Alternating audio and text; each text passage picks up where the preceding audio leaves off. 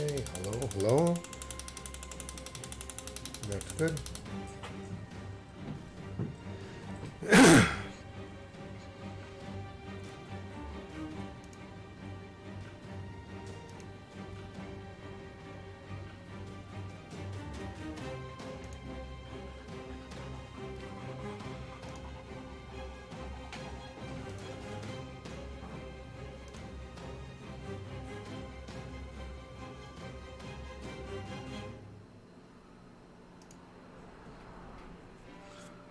Okay, we're good. Yes, we're good. All right.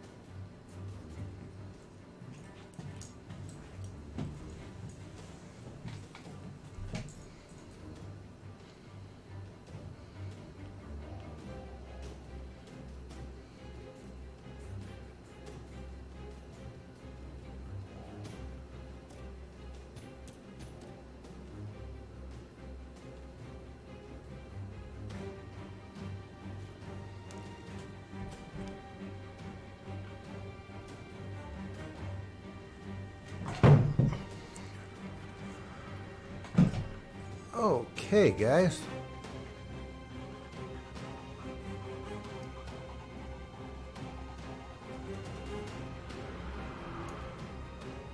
I'll bring up the volume a little bit in some spots.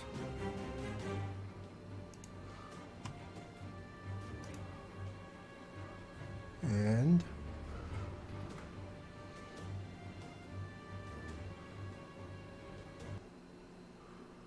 okay. Welcome, welcome, welcome to Old Gaijin Gamer. We're going to do Third Age Total War, Medieval 2 Kingdoms, Lord of the Rings mod. And we're going to have to do this in such a way that when I kick it off, I can kill the Third Age Total War start. Okay, so you're going to have to give me a second.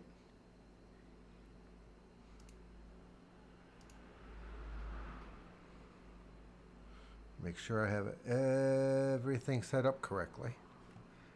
All right. See if she's going to kick.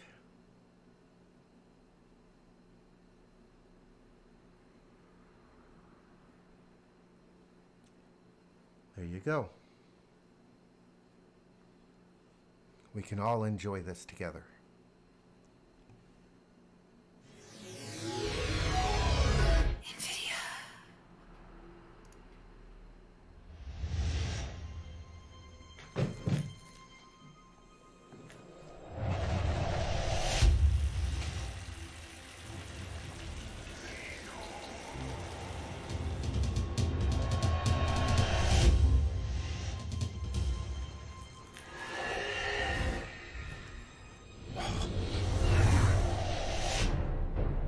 Darkness grows in the eastern skies. The Dark Lord Sauron gathers his armies to him in the shadows of Mordor. In the bowels of Isengard, his puppet Sauron breeds a murderous orc, whose sole purpose is the destruction of the world of men. The foul servants of Mordor march upon the free lands and slaughter all those who stand against them. Once more, the free people of Middle-earth stand upon the precipice of doom. The battle for Middle-earth has begun. Oh crap, that's beautiful.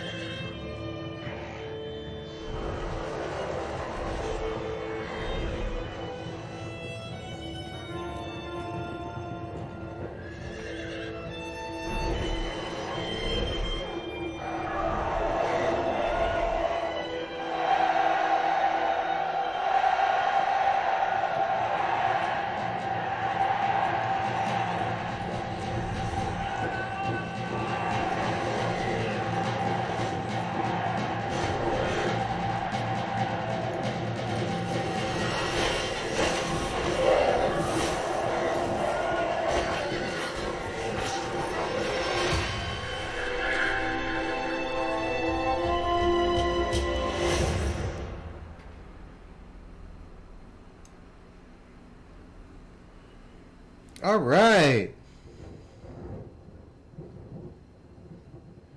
Give me 1 second, guys. I'm going to be bringing up the actual manual for this. I have never played this ever. So, give me 1 second. I got the download yesterday for all of this. Hold on. There we go. That's the one.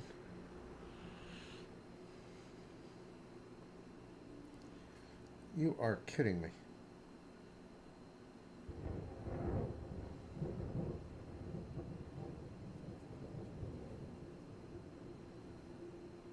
Sometimes this stuff just takes forever. Hit that. Games.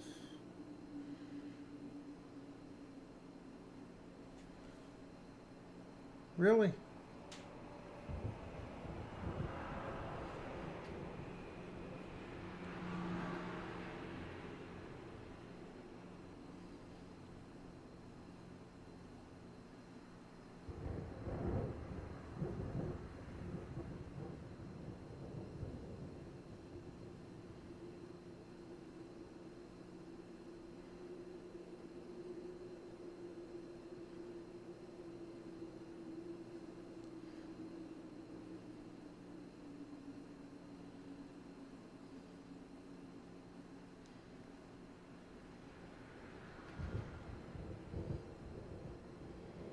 You're bloody kidding me.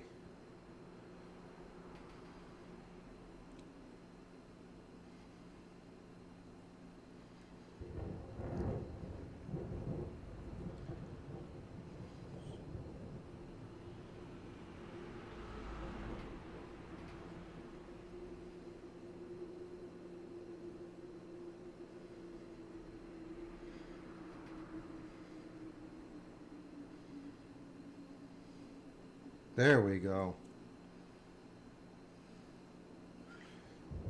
We'll make this available offline. There we go. All right. Okay. There is a reason for that, mainly because I want to be able to make sure I have the proper commands. Please use this. Here's the beginning of the manual. Use this software in a well-lit room, staying a good distance away from the monitor or TV screen to not overtax your eyes. Take breaks of 10 to 20 minutes every hour. And do not play when you are tired or short on sleep. Prolonged use or playing too close to the monitor or television screen may cause a decline in visual acuity. In rare instances, stimulation from strong light or flashing when staring at a monitor or television screen can cause temporary muscular convulsions, epileptic fits, blah, blah, blah, so on and so forth. Please do not play if you experience any of this. Handle the game discs, I downloaded it from Steam, with care to prevent scratches. Clean the discs. Do not write or attach labels to either side of the discs. Store the discs in the original case after playing. Do not store the discs in a hot or humid location. Always read the manual on your personal computer. They didn't mention an iPad, boys and girls. Hey, Strike Beam. Good to see you from yesterday, man. Hopefully you'll join us again today. Unauthorized copying of this manual is prohibited. Unauthorized copying or reverse engineering of this software is prohibited. All right, please install. They do not mention this mod.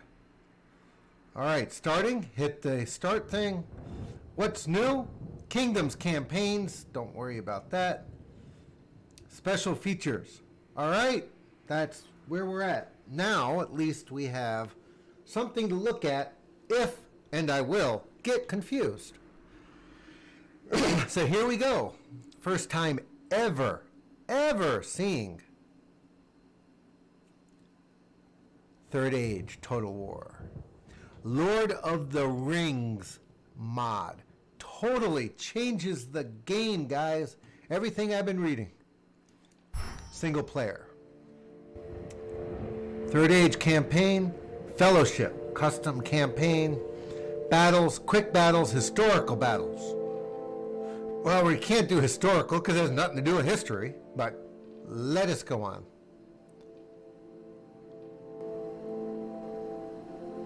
Third Age campaign. Alright. Gondor. Steward Denethor. Gondor, the southern kingdom of the Númenóreans, founded in the Second Age by Elendil, and ruled by his sons Isildur and Anarion.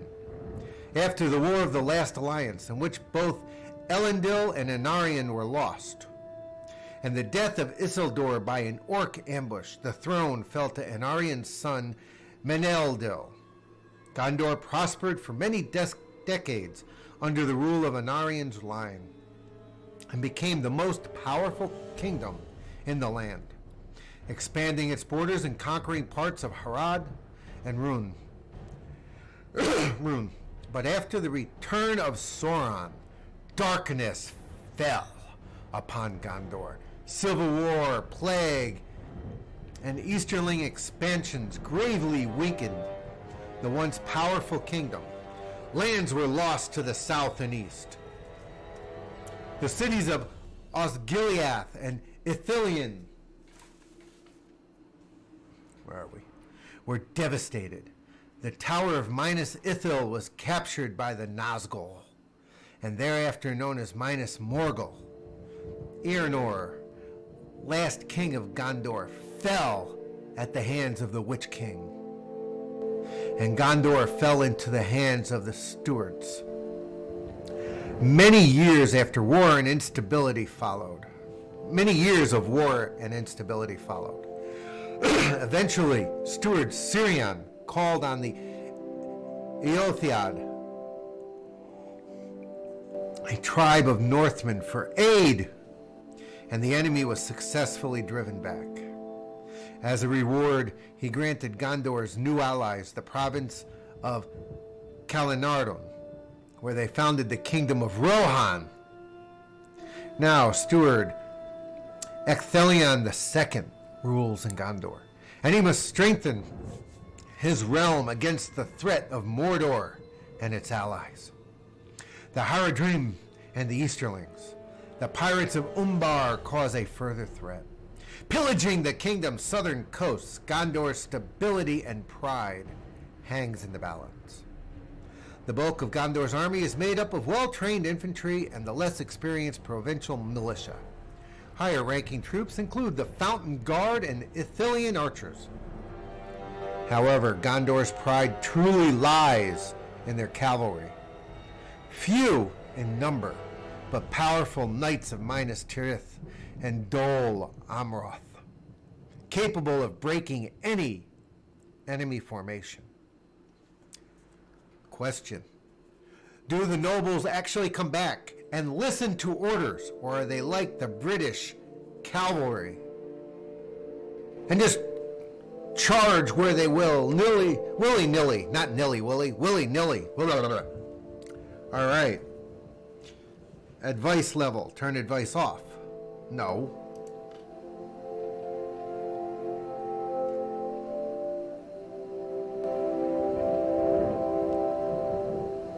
Tell me everything. Medium difficulty. You know what? Let's do medium difficulty. Show CPU moves. Manage all cities. No battle time limit. That works. Okay. Let's check out. Oh, whoa, what was that? Rohan. Hold 40 regions, including King's Land, Helm's Deep, East Emnet, West Emnet, Eastfold, Westfold, Westmarch, Gap of Rohan. Non-Cronir, eliminate factions Mordor, Isengard. What was Gondor's thing again? Oh, Gondor wants you to hold 45. Anorian, East Lebanon, Belfalas, Andrast, Western Osgiliath, eastern Osgiliath, Cair Andros, Umbar, Morgul Vale, eliminate Mordor and Harad. Mordor and Isengard. Alright. My buddy, King Thengel. Kingdom of Rohan was established in the Third Age, when cavalry forces of the Kingdom of Rovanian were destroyed by Easterlings and forced to flee beyond Greenwood the Great. These horse people of Northmen called themselves Eotheod. They settled for some time to the north of the Anduin. In time, Sirion, steward of Gondor, called upon these descendants of Rovanian, old allies of Gondor, for aid against Balchoth. Thus, in 2510 of the Third Age, the Eotheod, King Eorl the Young, led his horsemen in the battle of the field of Celebrant, and after defeating the enemy, Sirion asked the Eotheod to watch over the depopulated province of Calenardon. The Eotheod henceforth called themselves Eorlingas, or the followers of Eorl. But in Sindarin, they became known as the Rihorim, or Horse Lords, and their country became known as Rohan, the Rittermark. Eorl, first king of the Mark, built his capital at Aldburg in the Fold. It was Rohan's second king, Brego, son of Eorl, who then established a stronghold on the green hill of Edoras, at the foot of the White Mountains in the south of the Mark. At its heart stands Meduseld, the Golden Hall. During the time of King Helm Hammerhand, around 2750, men from Dunland in the north had become hateful of the new settlers at their southern borders, who had driven them to poor lands in the hills. Now the Dunlendings came against Rohan in force under Freka and Wolf, besieging Edoras twice in 4 years. Pirates from Umbar were raiding Gondor, and so it was unable to aid its ally in the north. The Rohirrim were forced to retreat to the fortresses of the Hornburg and Dunharrow. During the desperate fighting over a long winter, King Helm was slain, and all his sons. Thus, a new line of Rohirrim kings was born in Helm's nephew, Freylaf Hildeson. Gondor eventually arrived in the spring and liberated the Rittermark from the Dunlettings.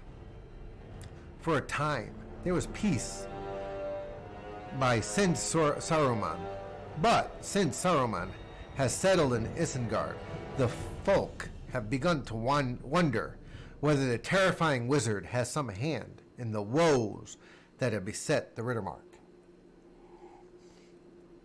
Dunlettings stir once more, and strange creatures raiding the outer hamlets in the north have been seen bearing the dreaded white hand of the wizard himself.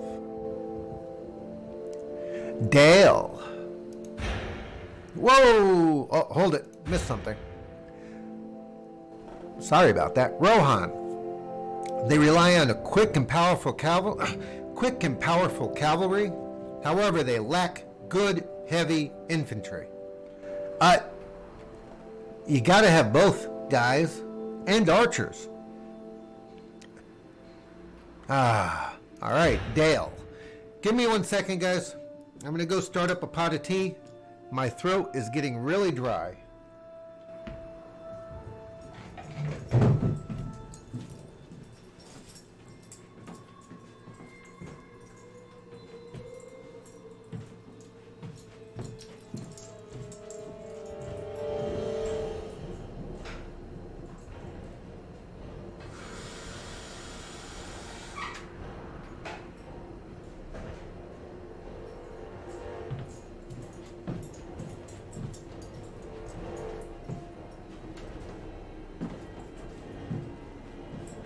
Music in this thing is amazing. Let me tune down the music just a hair. There you go. Now you should be able to hear me a little bit easier. All right, look at that. That worked well. So, we got Dale. Campaign rules.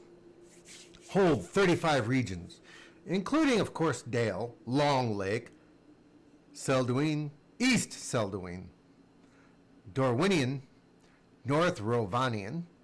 Eliminate Rhun. All right. King Bard, the bowman. The Valley of Dale lies directly south of the Lonely Mountain and overlooks the Long Lake.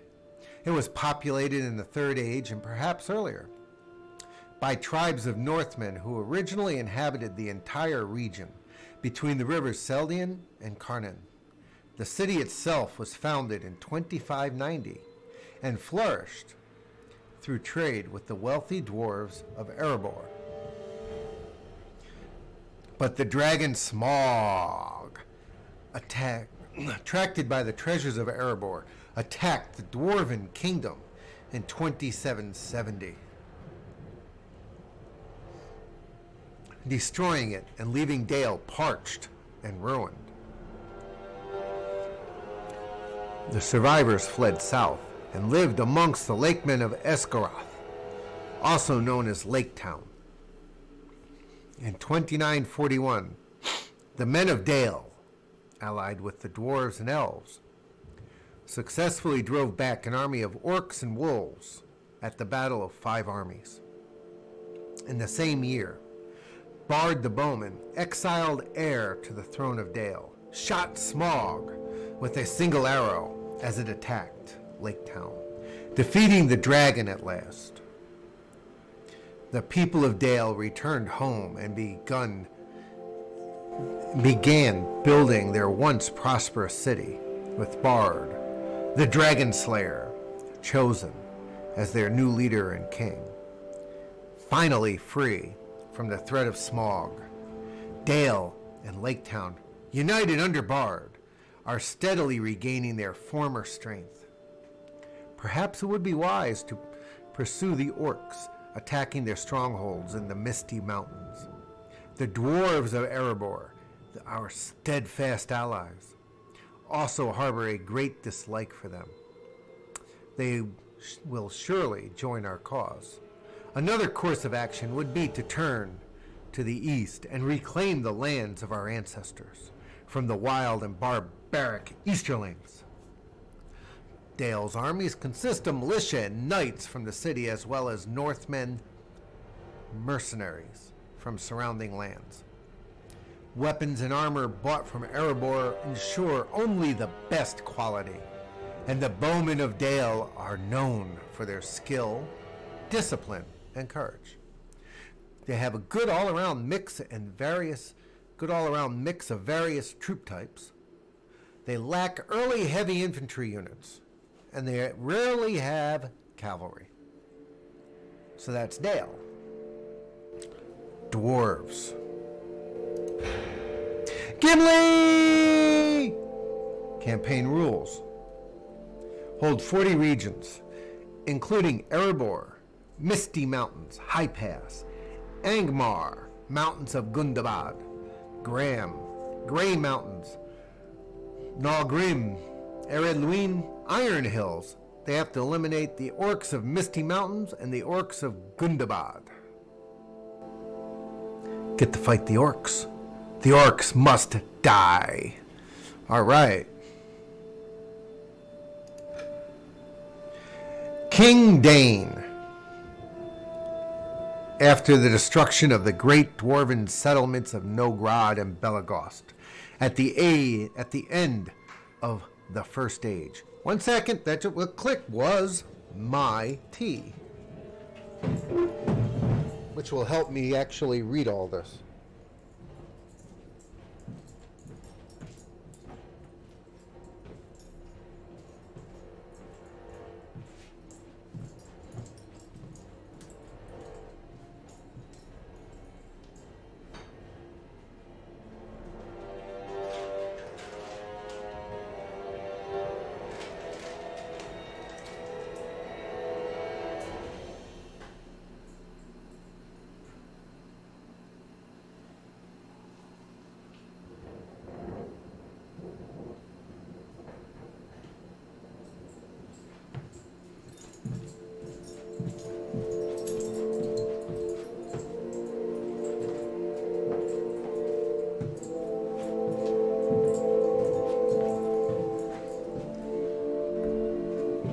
Okay, where were we?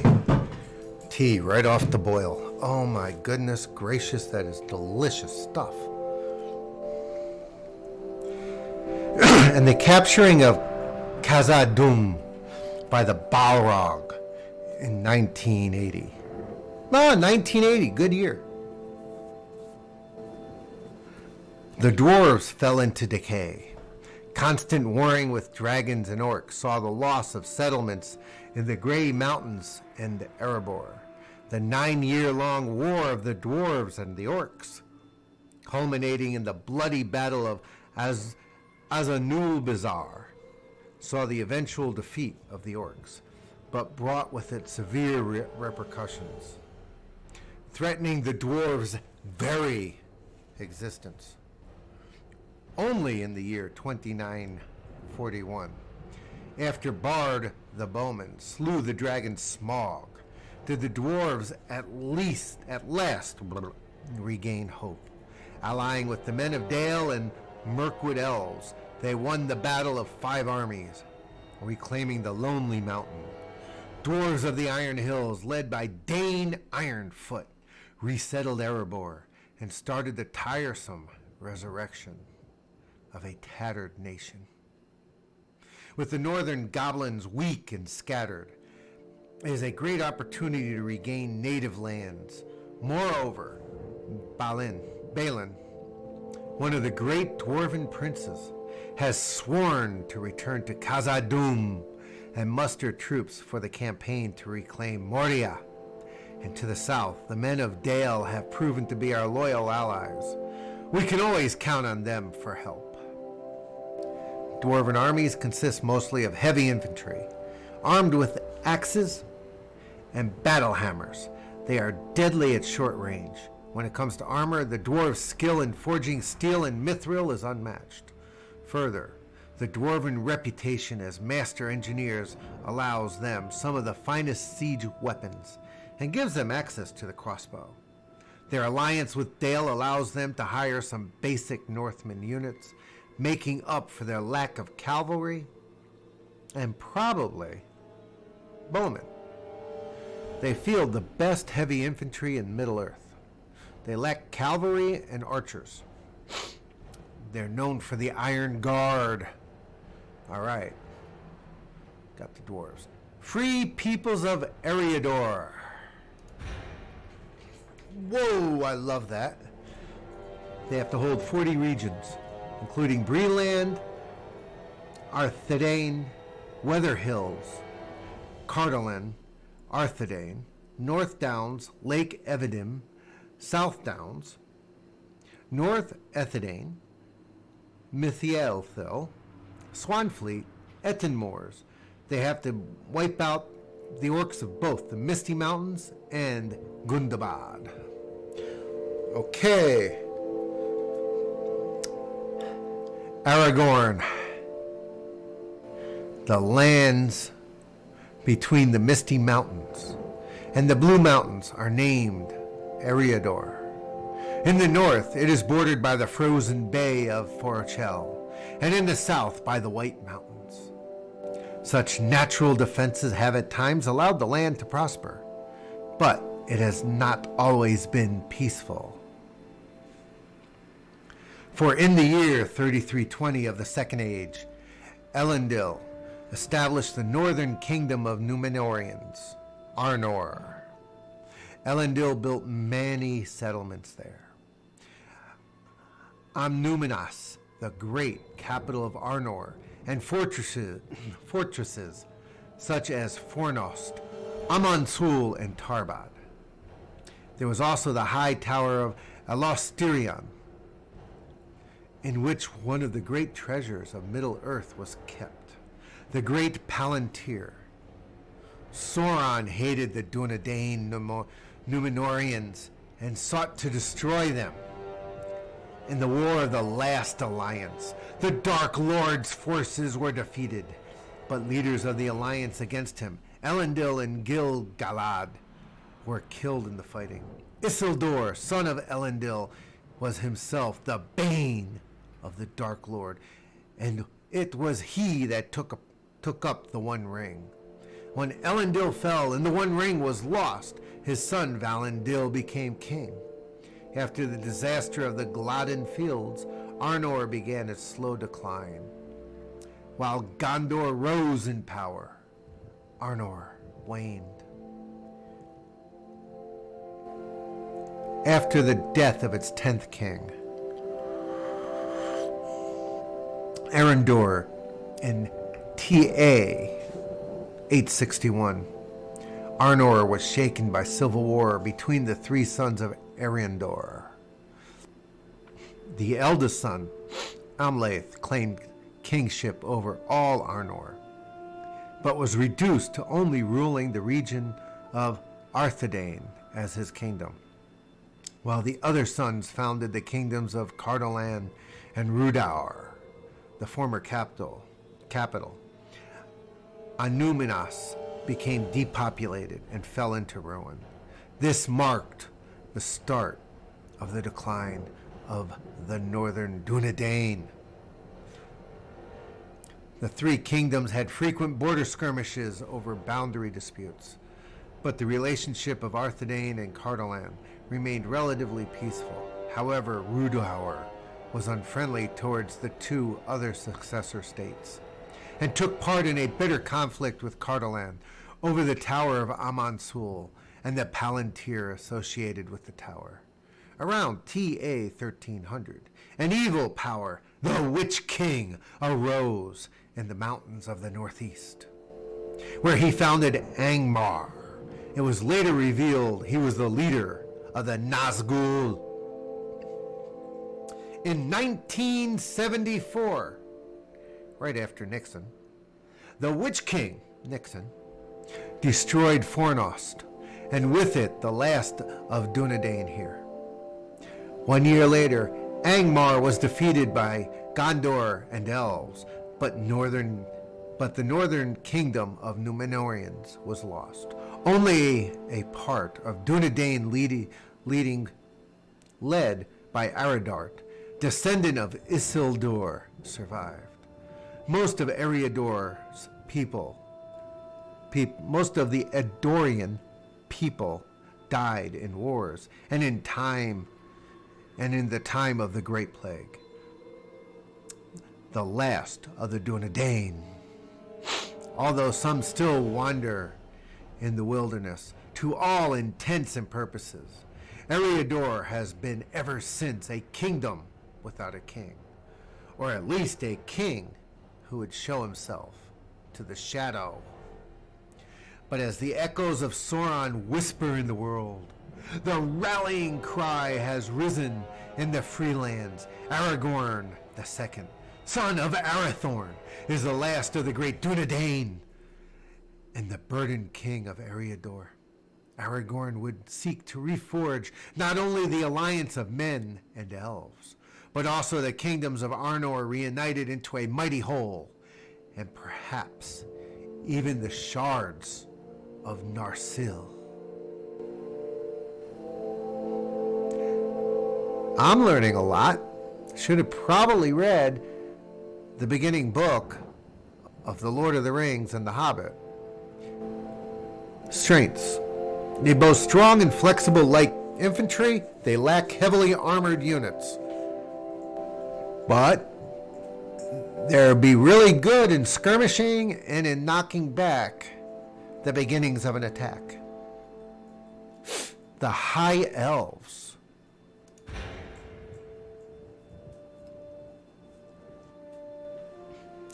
Hold 25 regions, including Trollshaws, Gulf of Lune, Forlindon, Harlindon, Erigion, Emindabared, eliminate Mordor, and the Orcs of the Misty Mountains. High King Elrond.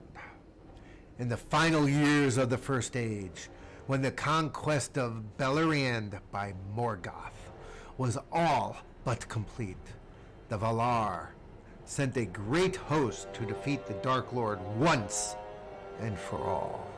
Their victory, however, was dearly won, for in the violence and tumult of the War of Wrath. The lands of Beleriand were destroyed and lost beneath the waves of the sea. Of the Noldor who survived, and the Sindar who followed them, those who yet desired to remain in Middle-earth followed Erinion, Gil-galad to Lindon. There they built Mithlond, the Grey Havens, and the twin harbors of Forland and Harland. Others of the Noldor, led by Celebrimbor, continued eastward into Eriador and established the realm of Eregion. It was here that Sauron, lieutenant of Morgoth, approached the elves in disguise.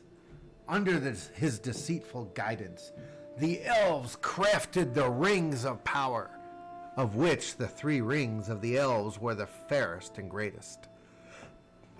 But when Sauron crafted in secret the one ring to dominate all of the other rings of power, the elves perceived his true nature and hid away the 3. Realizing he no longer held sway over the elves, Sauron moved quickly, destroying Eregion and slaying Celebrimbor. Those who survived the fall of Eregion fled to the east where, under the leadership of Elrond, they established the refuge of Imladris Rivendell in the foothills of the Misty Mountains.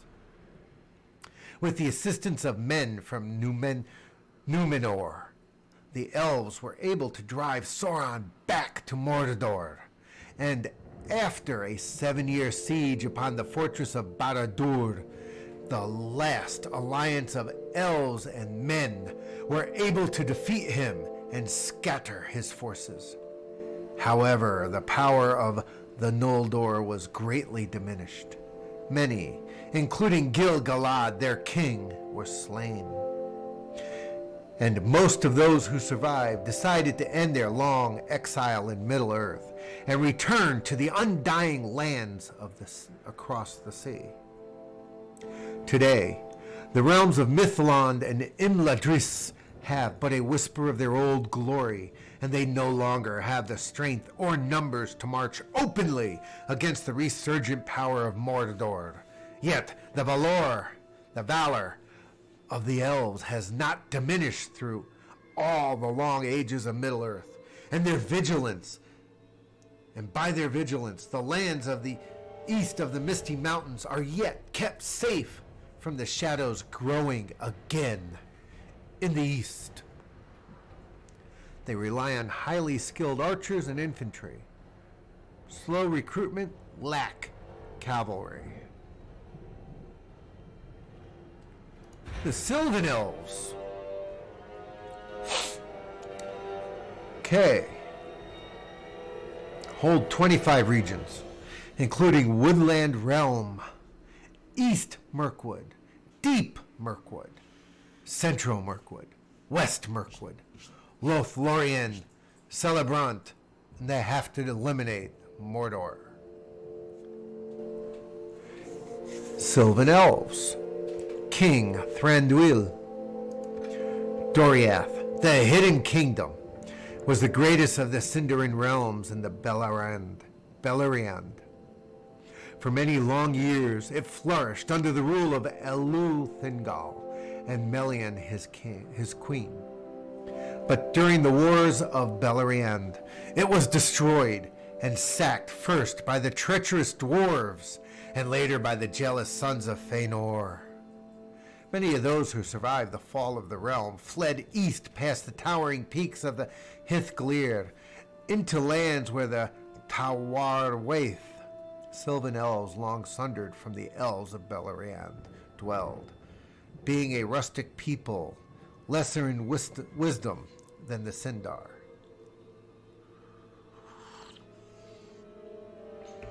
The Silvan elves accepted the Sindar as their lords.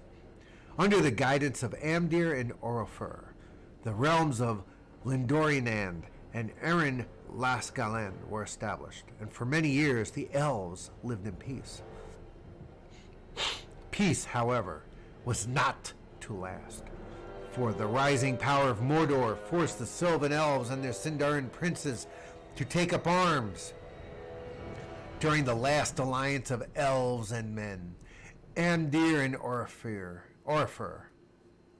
along with their sons Amroth and Thranduil, heeded the call of Gil-galad and led great hosts to battle. Sauron was defeated, but at great cost. Both Amdir and Orfer were slain, along with most of their armies. His heart filled with disquiet and disillusionment, Thranduil led his people northwards, where he established his woodland realm and delved an underground fortress in the style of Menegroth of Doriath.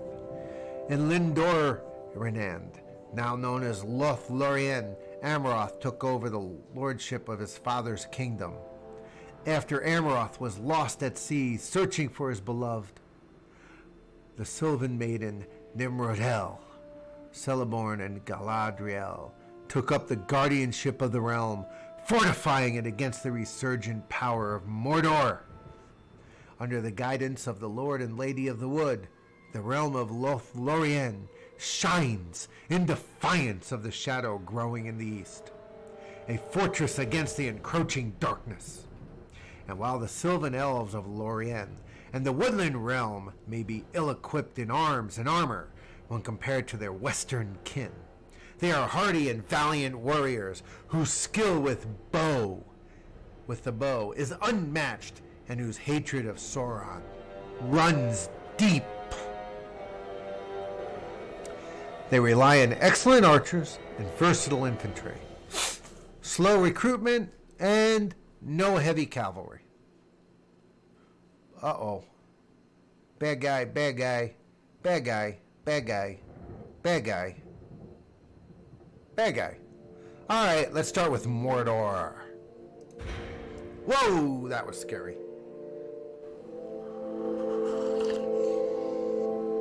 They have it easy. They have to eliminate Gondor, Rohan, the Dwarves, the High Elves, and the Silvan Elves.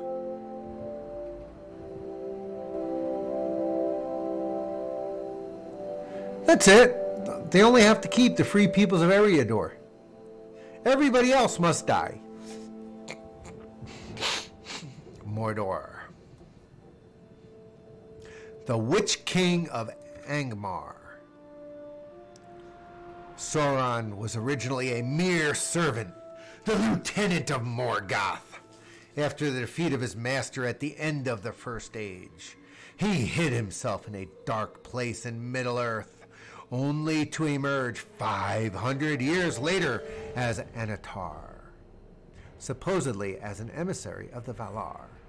His beautiful visage and cunning performance seduced the elves of Eregion. They crafted the rings of power, desiring to sustain all things. Yet, in secret, he secretly forged a ring. Yet in secret? How about he secretly forged a ring through which he could dominate all the others.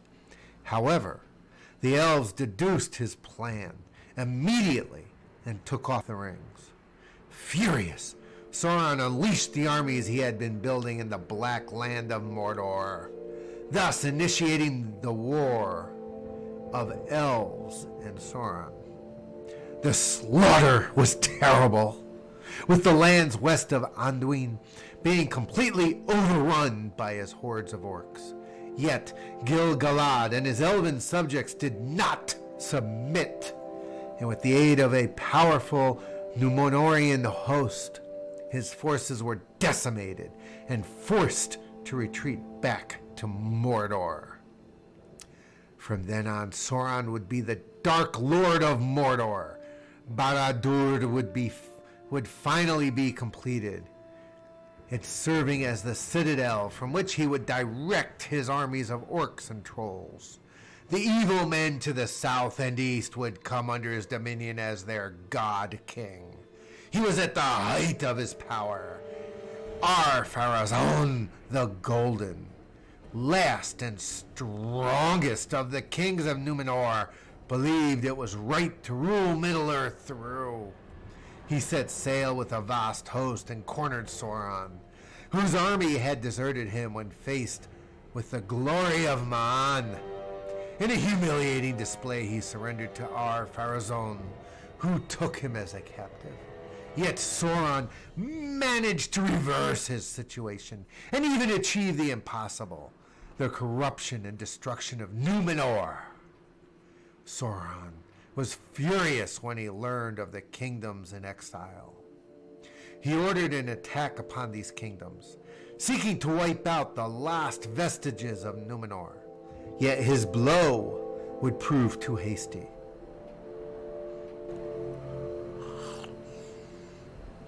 His armies were routed by an alliance of elves and men.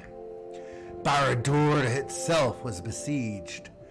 There, the valor of men and the sharpness of a sword would prove to be his downfall. Once again, he fled into the deep shadows. Yet, all this is in the past. Gondor lies withered like the tree she fights for. Arnor lies dead, killed by his faithful servant while he was exiled. The elves are a laughable remnant of their former glory. The dwarves stew in their own muck, deep in the mountains. Now is the time for the final conquest of Middle-earth. Now is the time when Sauron will smother the earth in shadow. For against the power of the Dark Lord of Mordor, there is no hope of victory. Pretty scary, guys. Alright, they field masses of orcs and powerful trolls. The trolls, I guess, are their cavalry. That is Mordor. Isengard. They have to hold 45 regions, including Non-Coordinated, Helm's Deep, Kingsland, Breeland, the Shire, and they have to eliminate Rohan. Saruman. Isengard is a single stronghold, built by Númenóreans after the fall of their kingdom, and originally named Agrenost, the Iron Fortress.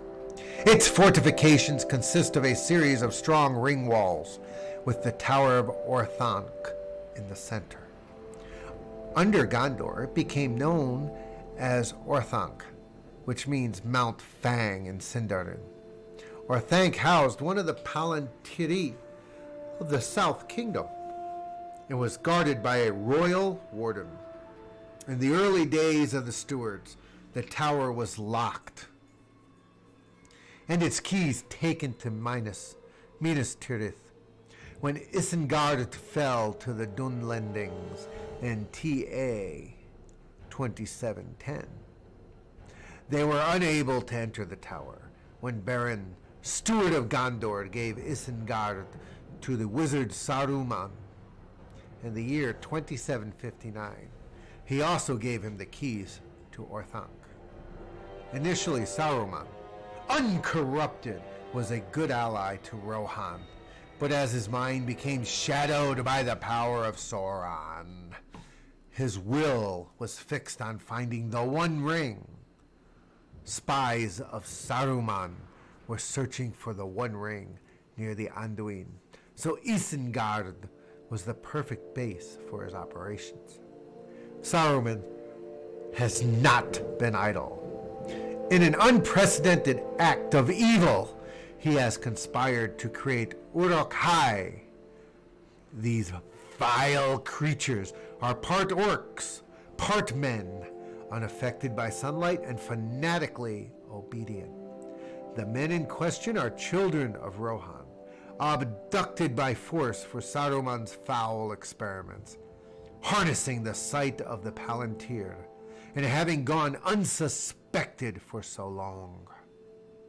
He has gained news of the One Ring, and from his stronghold could strike anywhere, acquiring the favor of the wild men of Dunland, who hate the Rohirrim, he has swelled his armies with vast numbers. Saruman has even developed regiments of pikemen and war riders, specifically to counter the might of neighboring Rohan. Isengard's hordes are armed with bows, crossbows, yatahans, swords, and spears, and all manner of arms and armor that the smoldering forges and foundries of Isengard can churn out.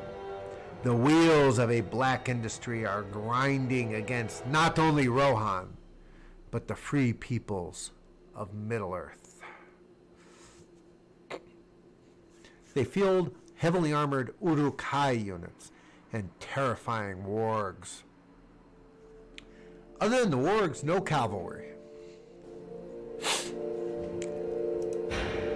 The Orcs of the Misty Mountains hold 45 regions, including Misty Mountains, Dale, High Pass, Anduin Vale. Eliminate the Dwarves, the High Elves, and the Silvan Elves. High Chief Uglag. Upon the defeat of Morgoth by the hosts of the Valar, the many creatures bred by Morgoth in the pits of Angband were hunted down and destroyed. Those who escaped the forces of the West fled deep into the dark places of the world, awaiting their time for vengeance. Many orcs of Morgoth's host fled into the roots of the Misty Mountains, where no other power could hunt them. There they remained throughout the Second Age, nursing their hatred and waiting for the time to strike. Throughout the Third Age, these orcs and goblins fought against the dwarves in a great war, ending in the Battle of Nanduhirion, where Dane Ironfoot slew Azog, the great orc chieftain of Moria. What these orcs lack in individual valor, they more than make up for in numbers, using the horde as an alternative to single combat. Now, as the Third Age wanes, perhaps that time has come. In 2941 TA, Balg, son of Azog, led the orcs against the combined might of elves, dwarves, and men in the Battle of the Five Armies. Their defeat served only to strengthen their resolve and lead them to their ultimate goal, to destroy the free peoples of Middle-earth. They field good heavy infantry and powerful cave trolls. No spears, no cavalry. Orcs of Gundabad. 45 regions: Agmar, Mountains of Gundabad, Arthedain, North Downs, Breland, Cardolan, Trollshaws. Have to kill dwarves and the free peoples of the Eriador. Chieftain Gorduf. Oh, he's ugly. The Orcs of Gundabad, unlike their southern mountain kin, are more organized and are a force to be feared. Ever since the fall of Morgoth in the First Age, the Orcs have bred and lived in the regions surrounding Gundabad and throughout the northern mountains, including the Etten Moors, the mountains of Angmar, and Ered Mithrim, the Grey Mountains. In 1300 TA, a great Númenorian sorcerer, later known as the Witch King of Angmar, appeared in the region around Angmar and united the orcs, trolls, wicked men, and the other creatures that dwelt there. Most of the Witch King's manpower came from the mountain dwellers of Gundabad, which was a great mountain at the very top of the Misty Mountain Range when Arnor was destroyed in 1975 TA. The Orcs of Gundabad celebrated the destruction of their mortal enemies and began the pillaging of the undefended citizens of Eriador. However, a Gondorian army with the elves of Lindon, Rivendell, and the remnants of Arnor defeated the Witch King at Fornost. Angmar was soon laid to waste, and most of the orcs were destroyed. Gundabad remained untouched, although its power was shattered. This was not the end of Gundabad's troubles. In 1977, 2 years after the loss of Angmar, the Eotheod settled in the northern Anduin and destroyed all remnants of Angmar in the mountains. Gundabad was beyond recovery, but barely defended their lands. New hope came in 1981, when the dwarves of Khazad-dûm were driven from the Misty Mountains by Balrog. When Sauron was driven from Dol Guldur in 2063, the free peoples of Middle-earth once again had dominance of the northern lands. And Gundabad's existence was once again threatened. 200 years later, many dwarves migrated north from Erebor to the Grey Mountains and immediately went to war, with expanding clans of orcs living there. Gundabad reacted with strength, and the next 200 years were a bloody battle fought over the dominance of the Grey Mountains. In 2480, Sauron peopled Moria with his creatures and began fortifying the Misty Mountains, blocking Eriador from the people of the Wilderlands. The fortune of Gundabad began to turn for the better by the end of the 26th century of the Third Age. Dragons came down from the northern wastes and continuously attacked the dwarven colonies in the Grey Mountains. And in 2589, the great dwarven lord, Dane the First, was slain by one. And the next year, his son and his brother returned south to Erebor, one leaving for the Iron Hills. With him went most of the dwarves, but a remnant kept mining and fighting there, though only a slight annoyance to Gundabad over the next 200 years. In 2740, judging their strength to be powerful enough, Gundabad launched an invasion of Eriador. However, this went badly for the orcs, and in 2746, a great hobbit warrior defeated an orc army in the North Farthing and personally slew their chieftain.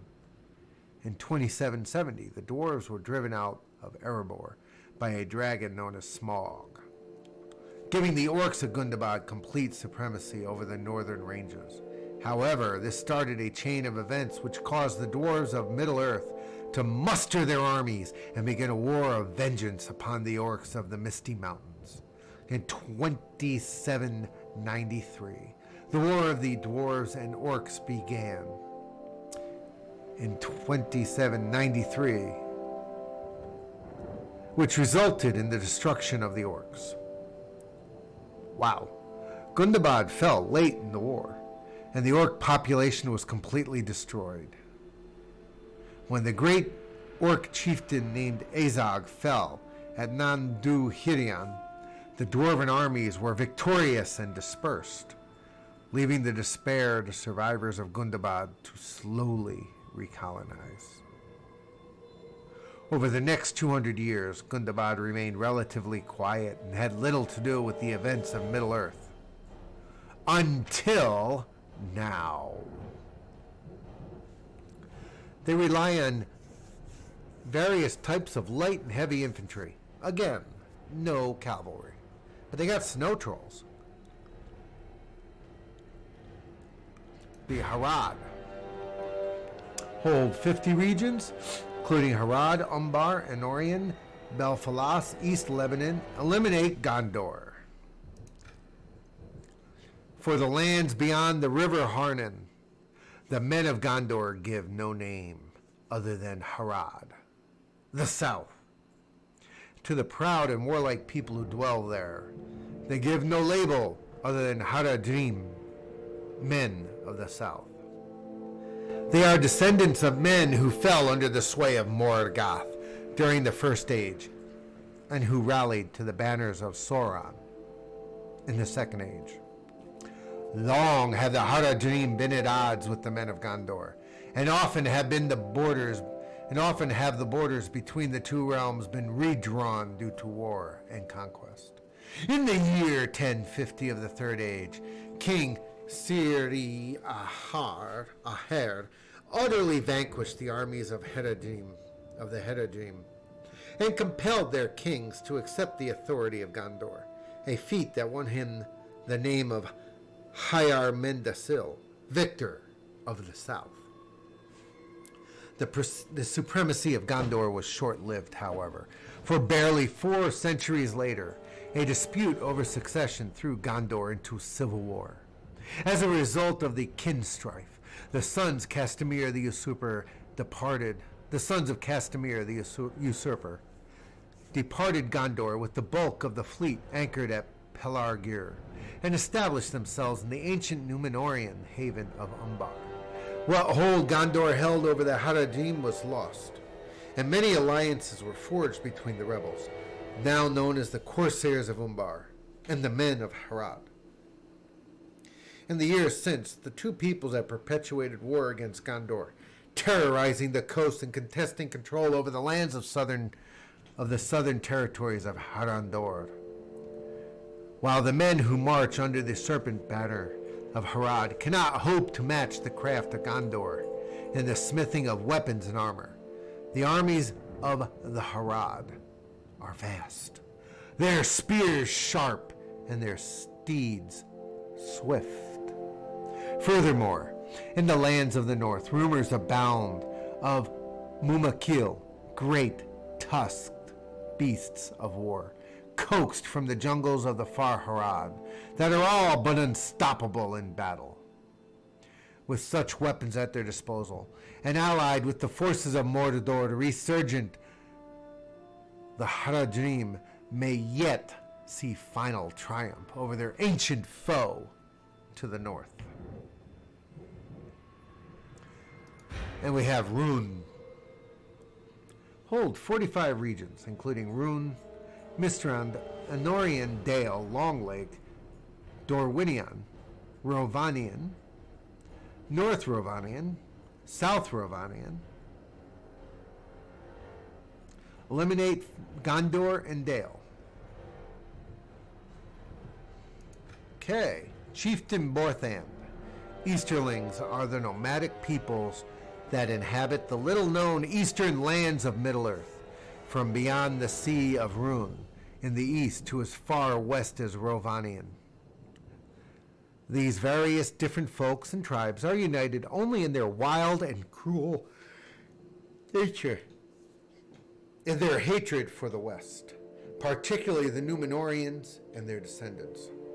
Over the years, the Easterlings have been a constant foe of the free peoples, pledging allegiance to both the Dark Lords, first Morgoth, and later his disciple Sauron.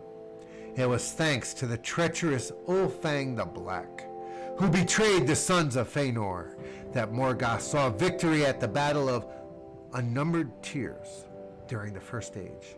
Later, in the Third Age, Easterling tribes continuously attacked the kingdom of Gondor. Amongst them, the fierce Balchoth and the Wain Riders gained renown in the west. The series of successful raids ended after Gondor formed an alliance with the Rohirrim and drove the Easterling forces from their realms. Weakened and separated, the Easterling tribes required a strong and clever chieftain to unite them and to carry out the Dark Lord's plans. The free peoples of Middle-earth are to be destroyed. To the west, Rohan and Gondor shall pay for their previous victories, and to the north, the rich cities of Eriador and Dale need to be humbled. Easterling armies are broad and varied.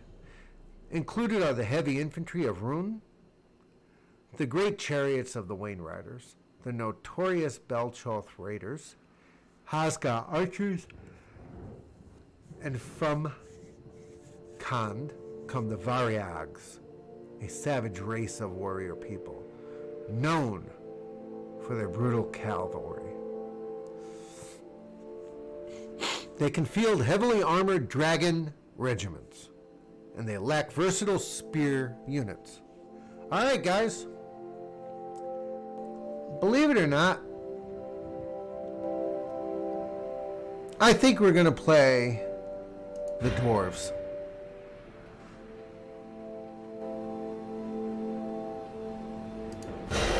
Whoa! Here we go!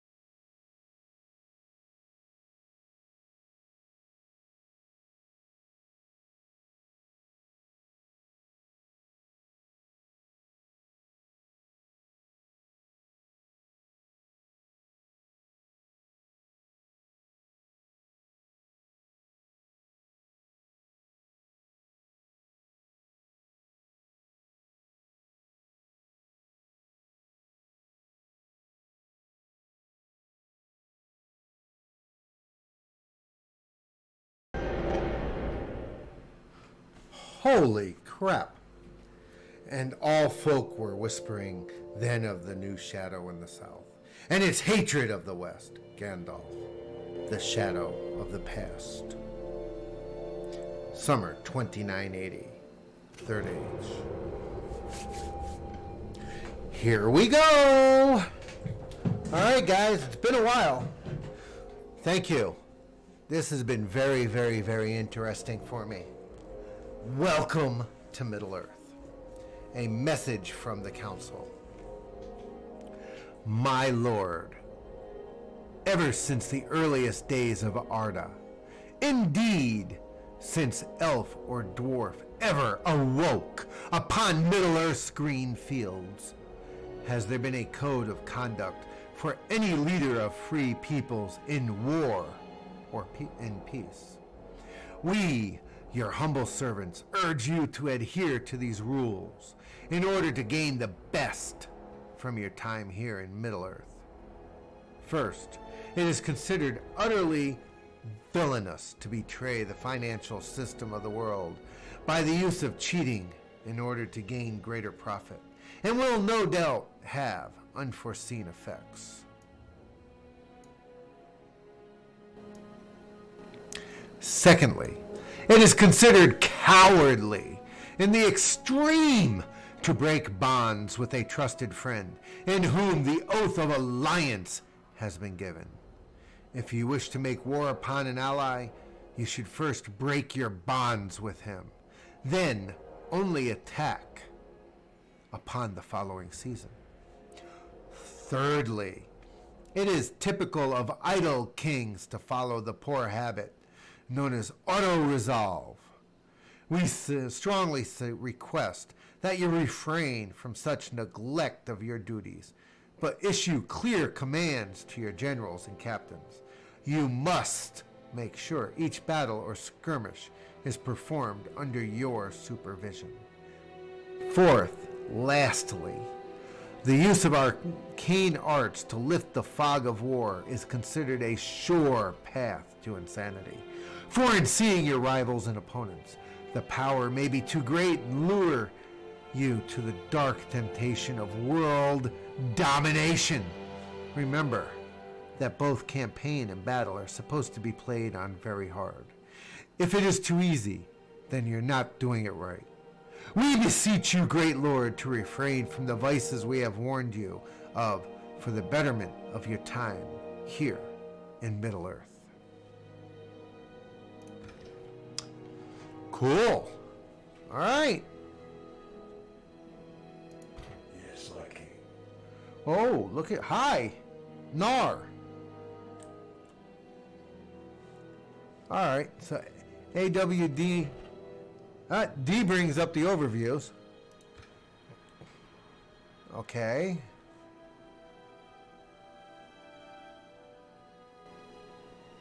Go over here, Nar. See me, sire. Sire, no further this day.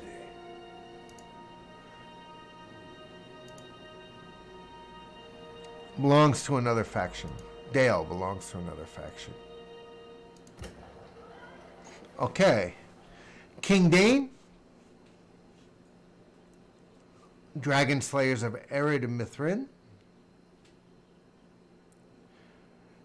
Free up creep. Dwarven Warriors. Dwarven Warriors. Alright, Dragon Slayers of Eriador. Shield Wall. Effective against armor. Excellent morale. May charge without orders. Really? Very good stamina. For many ages of Middle-earth, the folk of Durin have dwelled in the lands east of the Misty Mountains, where the halls of the Great Mountains were their northernmost outposts. After the fall of Khazad-dûm and the establishment of the kingdom under the mountain, the kings of Durin's line ruled from a time from the Grey Mountains, where they tapped the riches that lay hidden beneath the mountains. In the waste to the north, however, dwelled cold drakes, lesser dragons who survived the roar of wrath and escaped the destruction of Beleriand. For a time, the valiant warriors of the Eriador held off their assault. But the death of Dane, their king, led them ultimately to abandon their minds. Defeated, though not broken, these dour veterans keep watch over the lands of the north. Their unmatched skill in arms, honed and tempered through desperate combat against some of the most terrible servants of Morgoth, who yet remain in Middle-earth. It requires the Grey Mountains. 151 soldiers, experience 2, attack a 9, charge of 5, bonus of 5, melee, defense of 20, partial plate. Okay.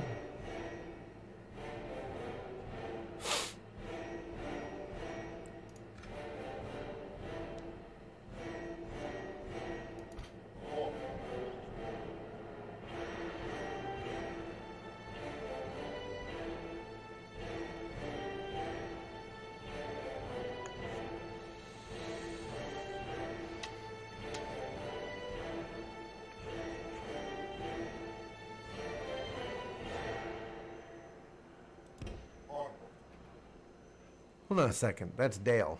Why am I going to Dale? The men of Marcel in it.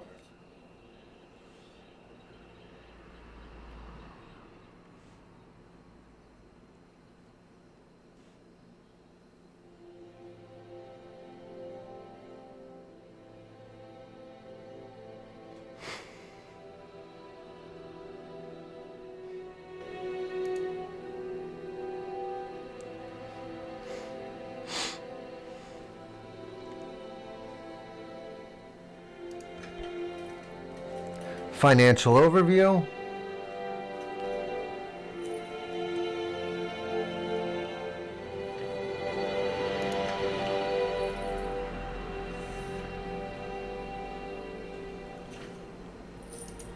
An honor, my lord.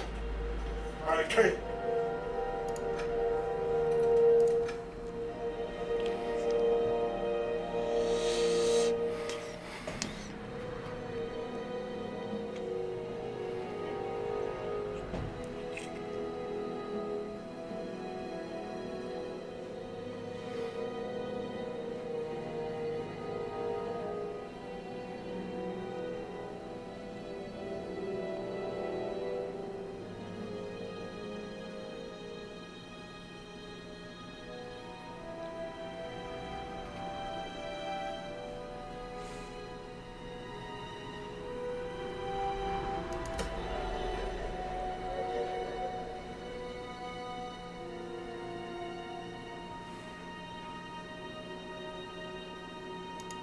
Construction.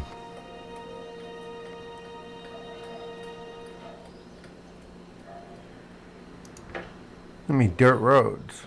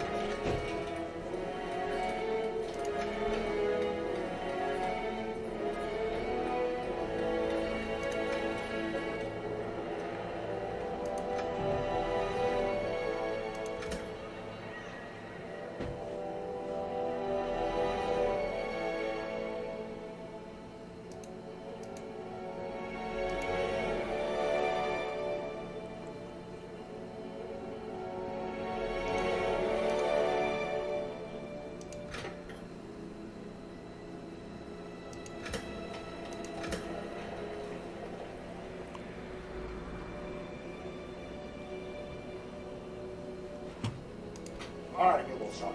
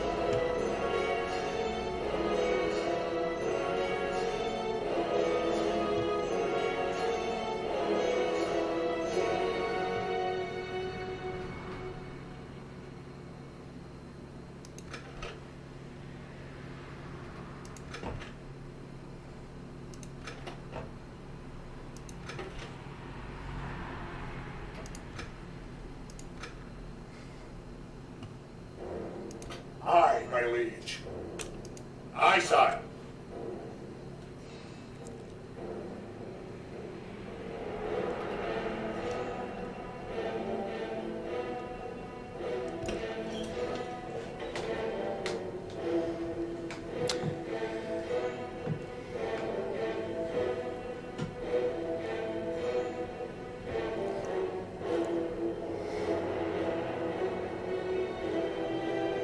Set a watch. We come here.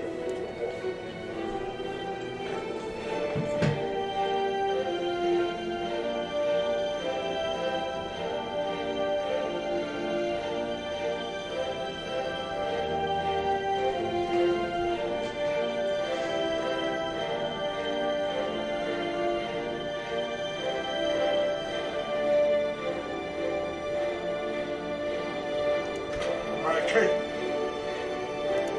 Aye, my liege.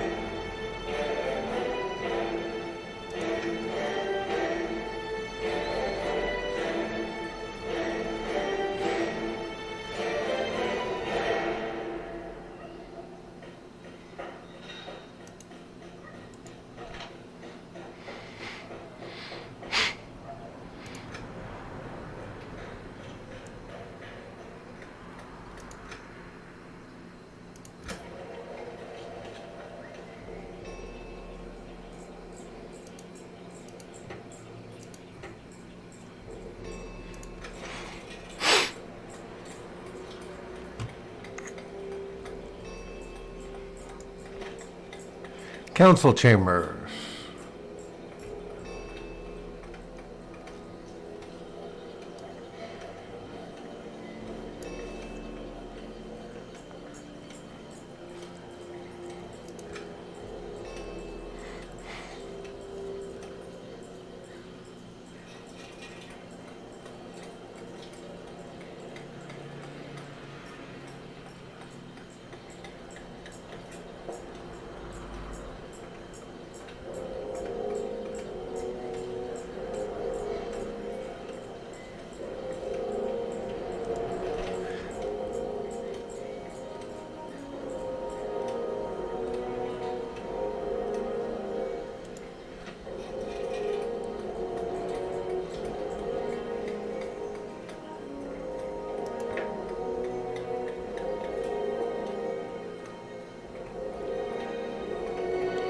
We'll do that first.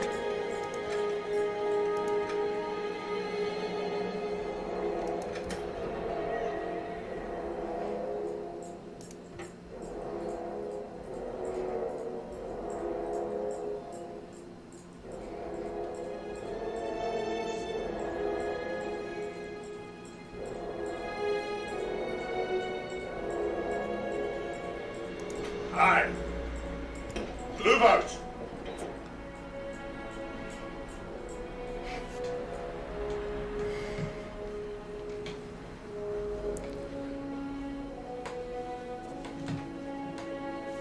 We march no further today.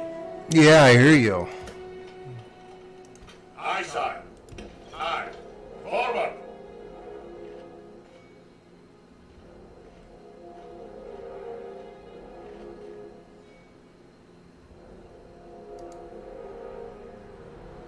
My king. Onward.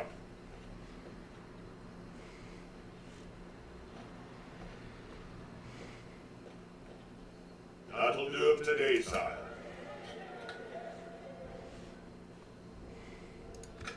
All right, let's see what happens.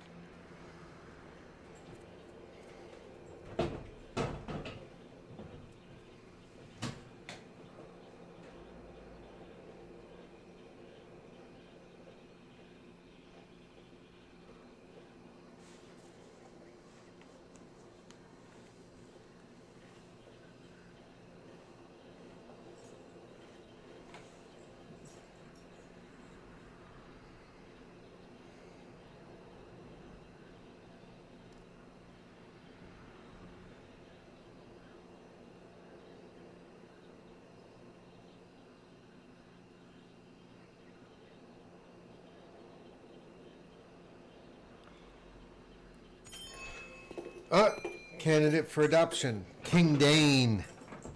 Pretty loyal.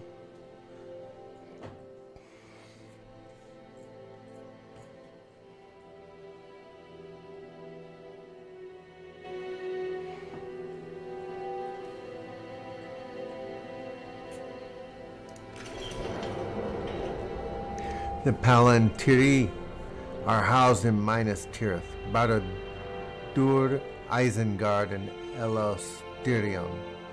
Palantir usage will only be possible once you conquer one of these settlements.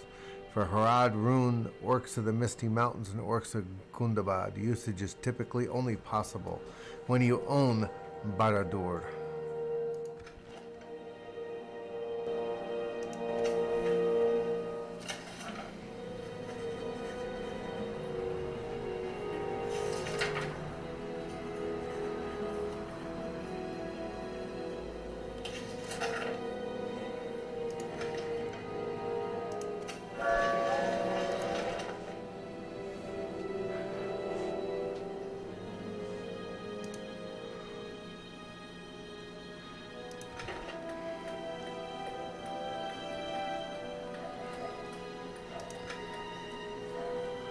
Okay.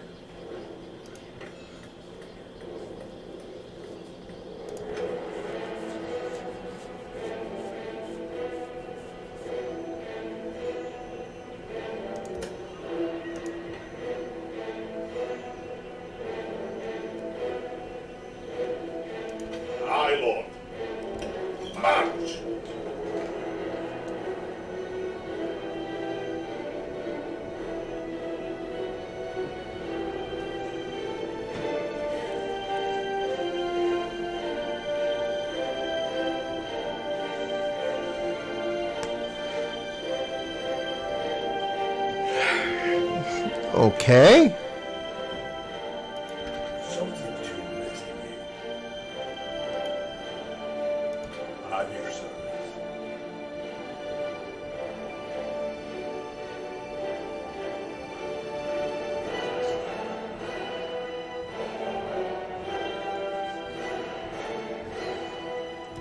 On my way.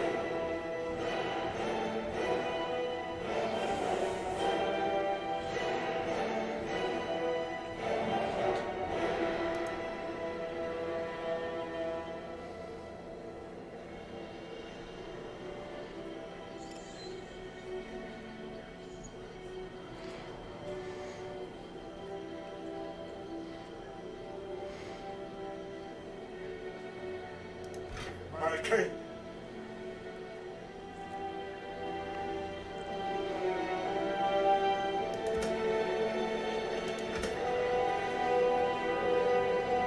Aye.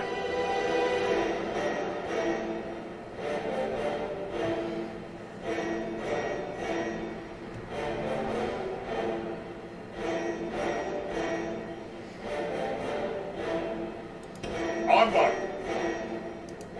We march no for my king. March.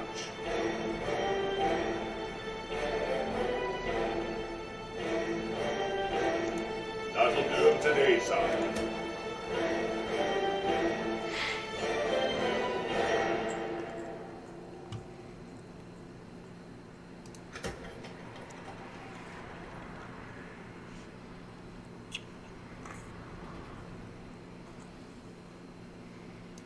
Aye, noble sire.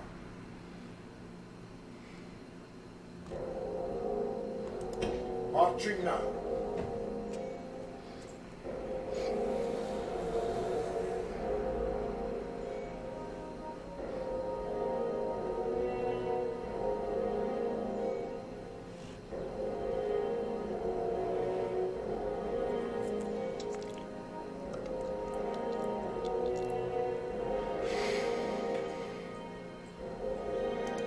Aye, my liege.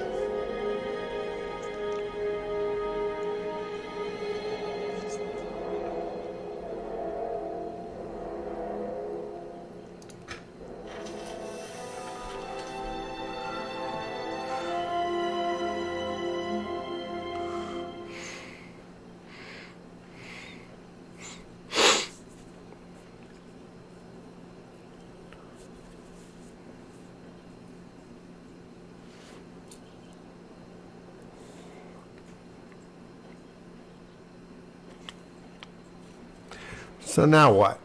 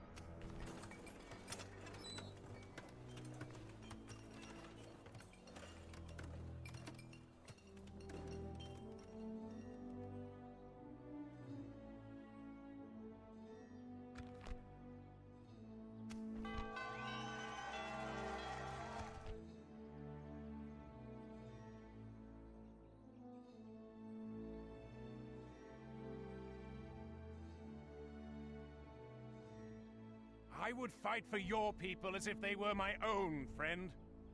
Aye, my king.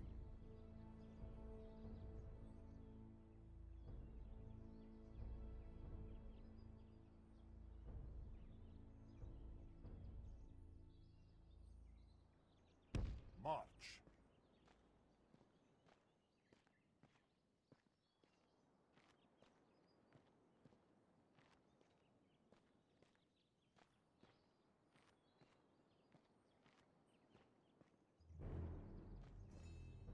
That'll do him today, sire. My lord.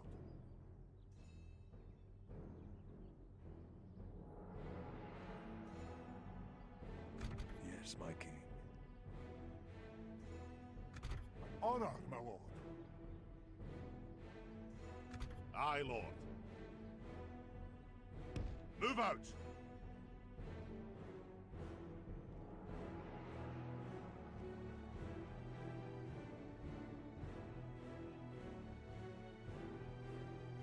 We march no further today.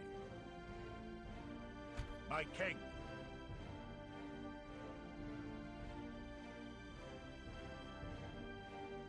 Onward!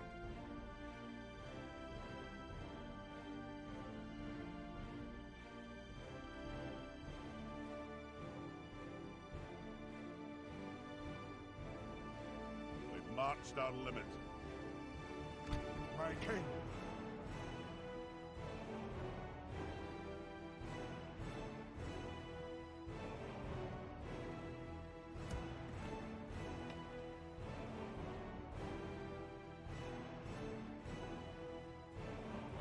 Honor, my lord.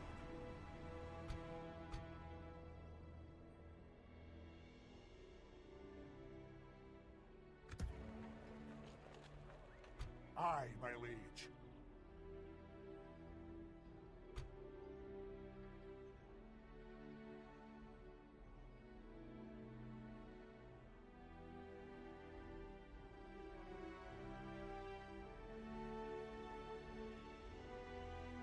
Aye, sire. Something to investigate. Honor, my lord. Aye, my... Aye, lord.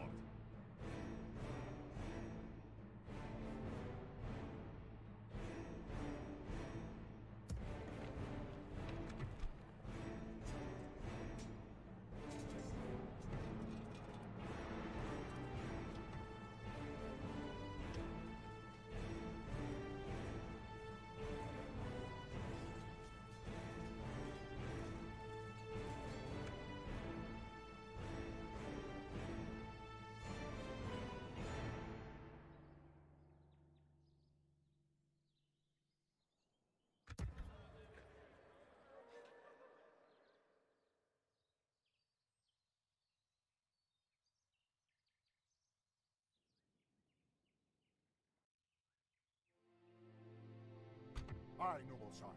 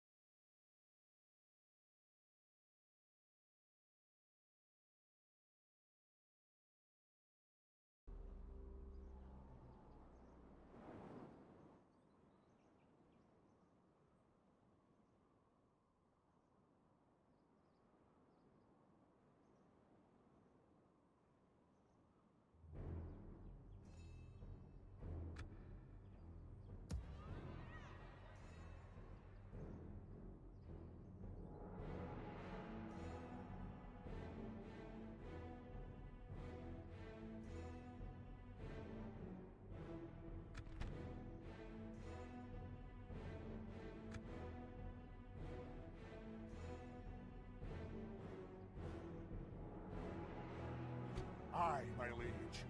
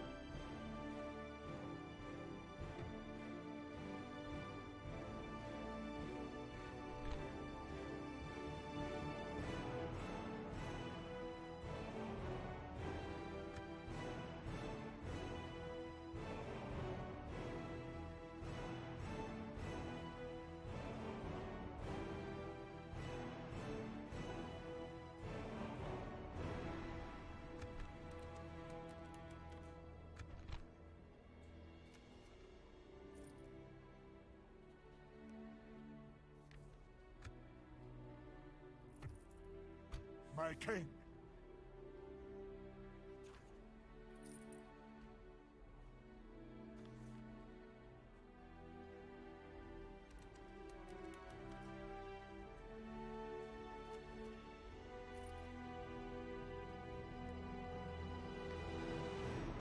Lord. At your service. Something to investigate.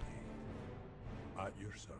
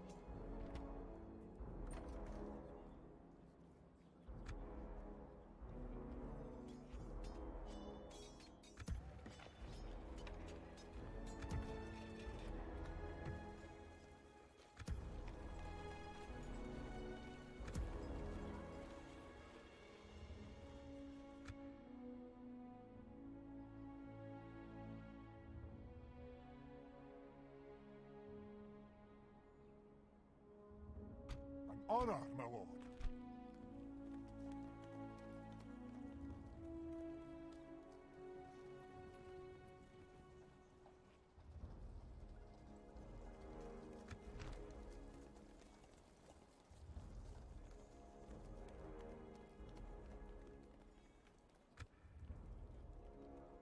Aye, my liege.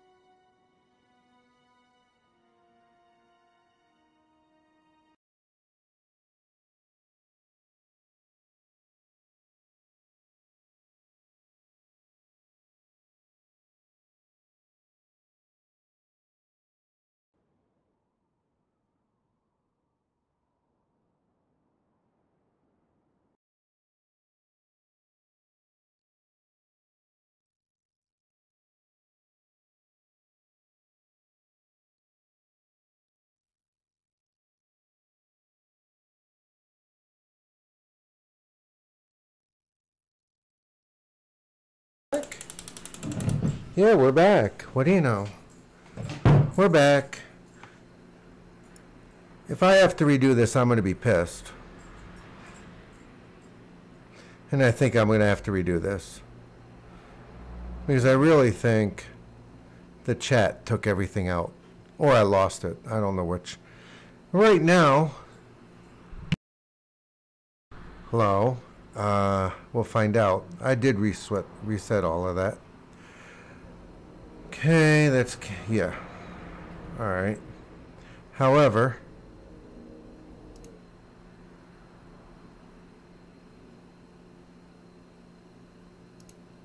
I am not so sure that this is going to be a wonderful thing. However, I really don't know how the hell to get a diplomat. I got armies everywhere and a spy.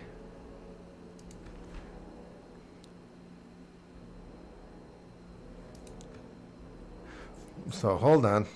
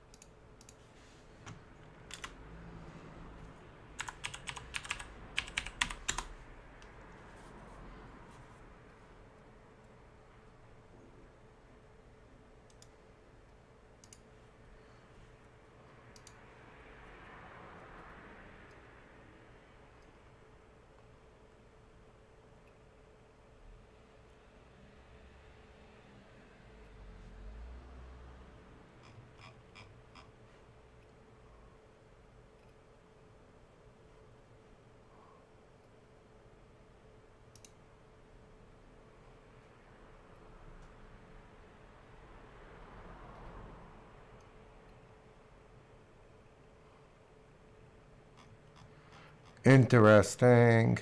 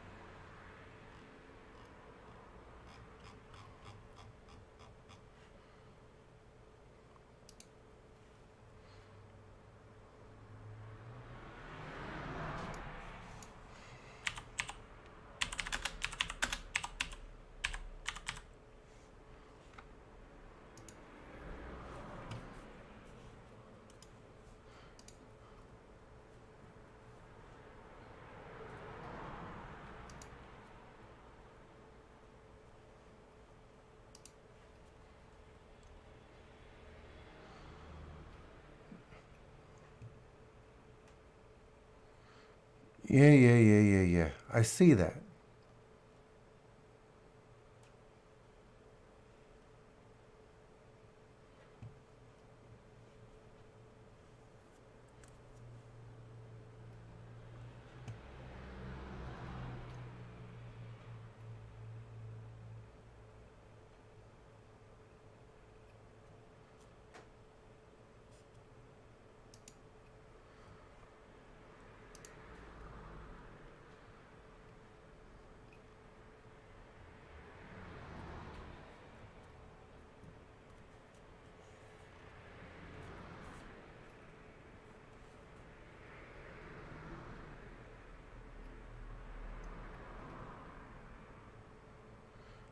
Come on.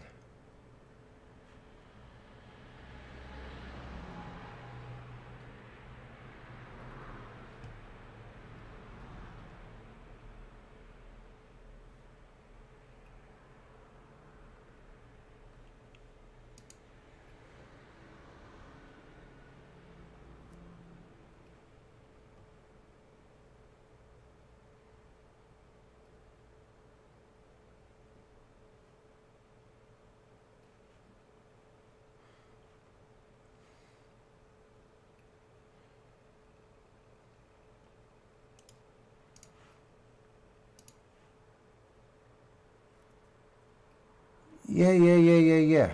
But how in God's name do I send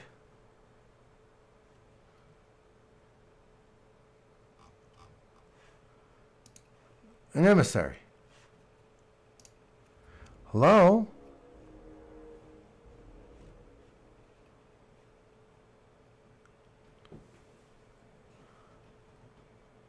Council of Nobles.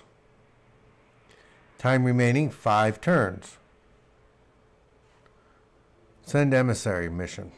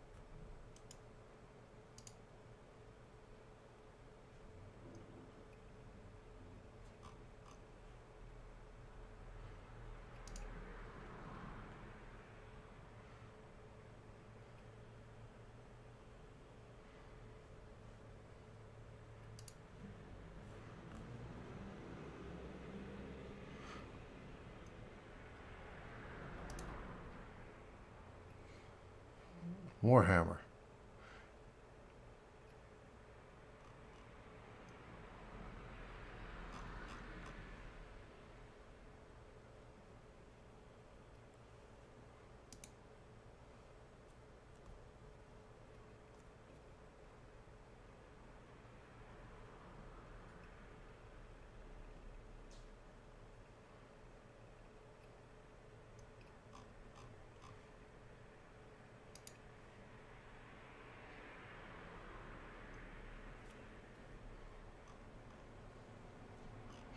RuneScape, Dragon Age.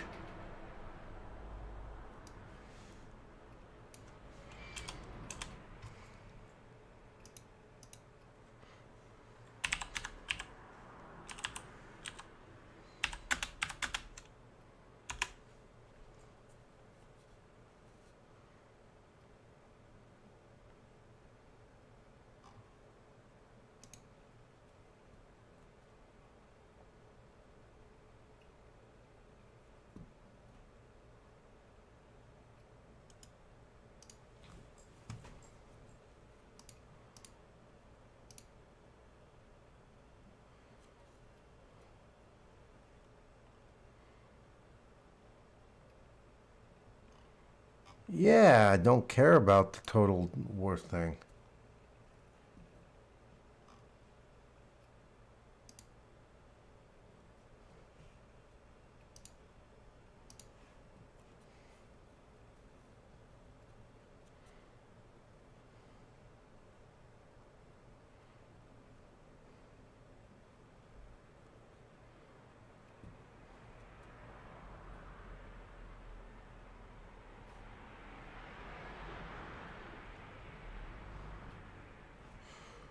I have no clue.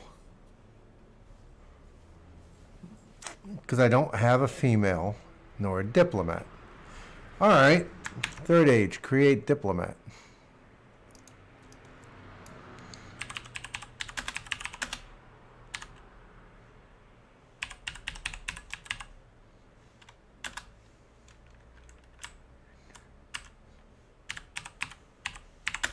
Dwarf diplomat.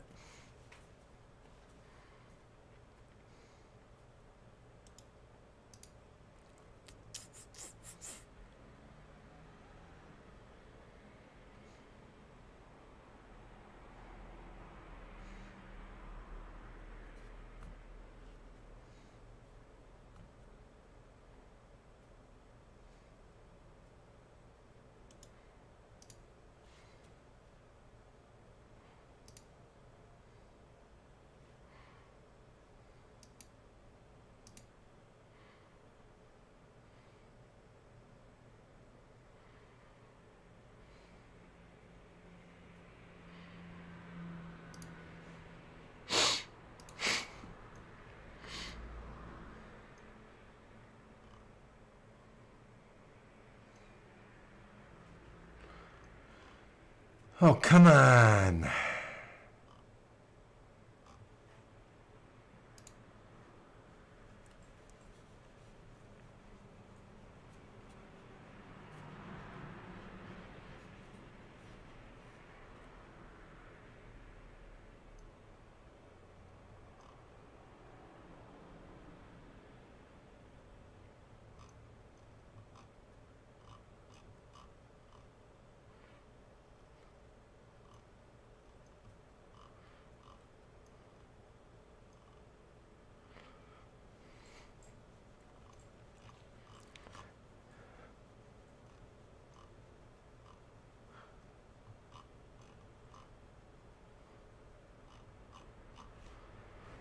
Pain in the friggin' butt.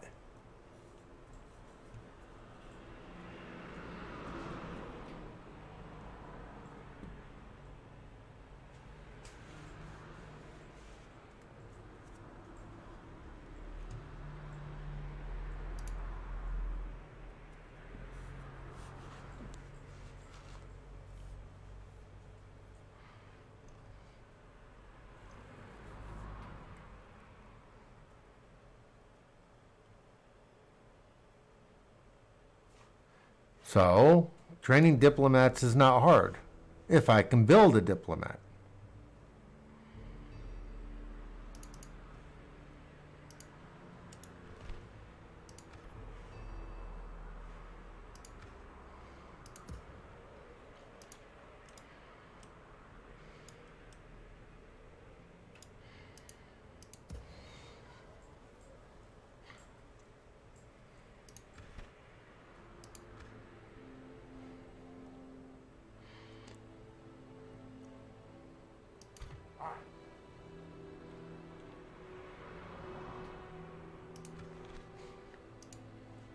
Thora. Gaul. Age 35. I need Gaul. Okay.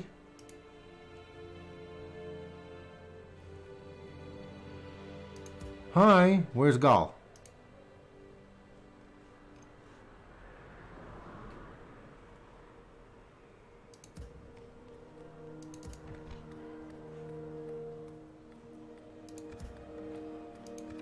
No, I need Gaul.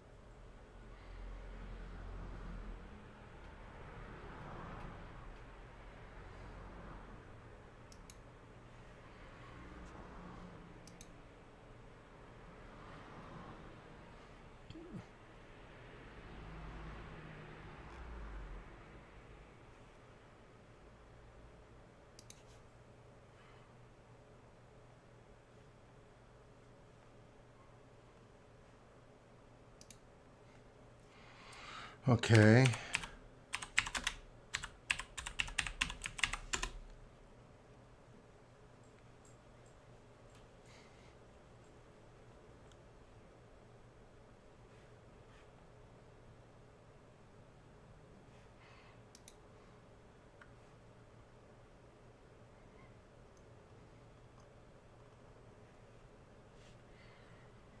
Nope, that didn't help.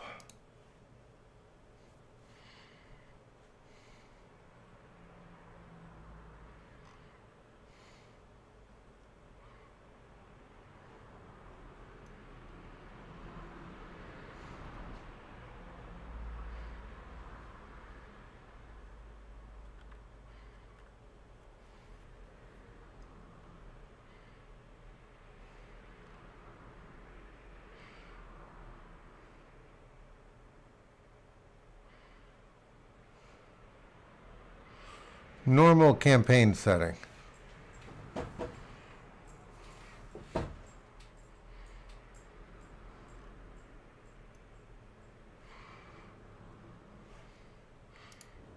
Right.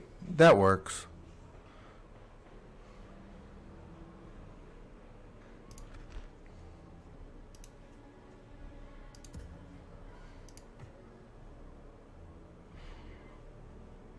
So I found out I have a family tree.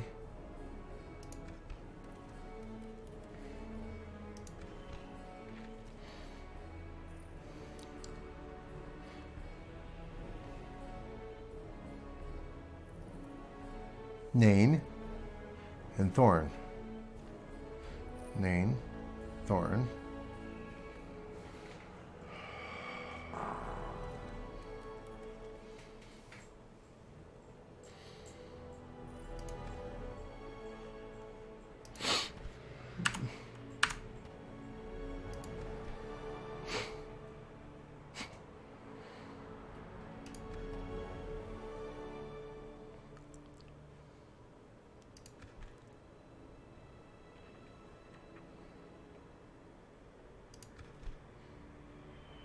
Well, that's good.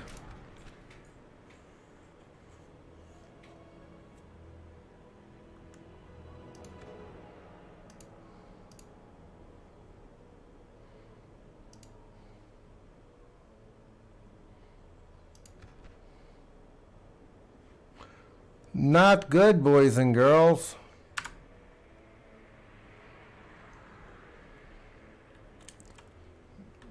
I don't know what to do about that because I know what I need to do.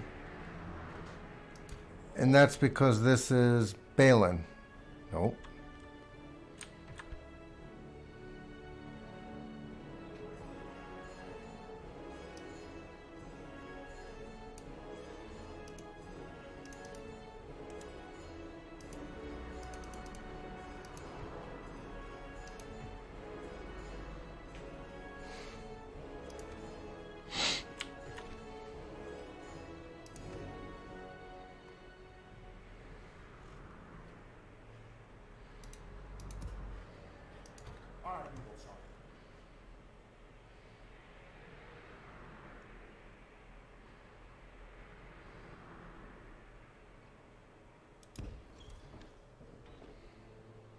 We'll do that.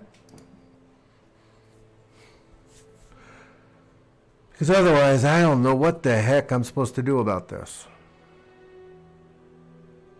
Making camp here, son. Right. End the turn.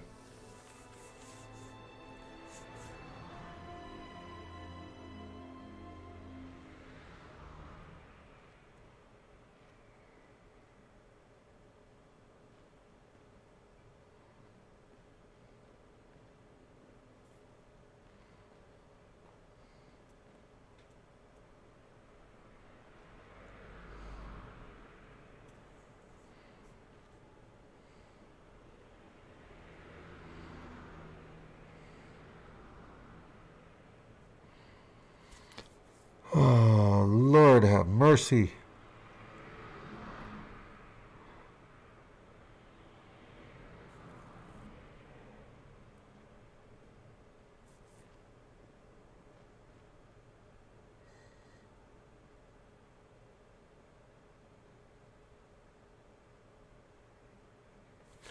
I really do not know what the hell I'm supposed to be doing.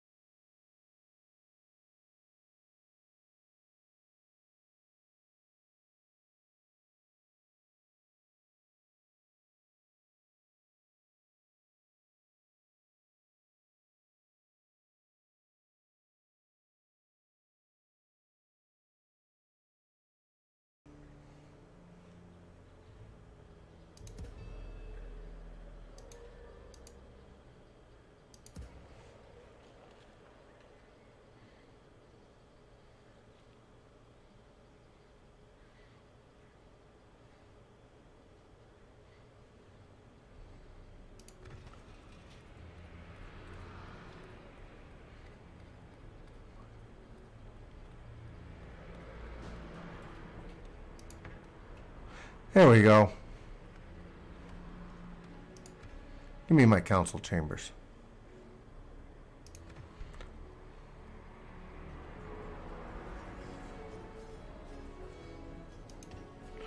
Finally!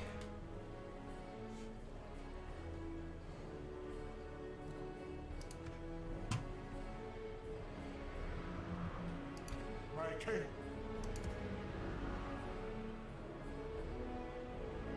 My son. We march to war.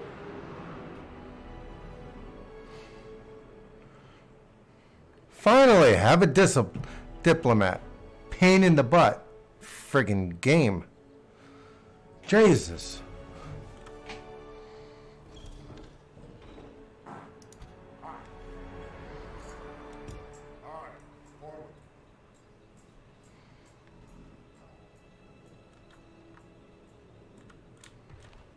Nope.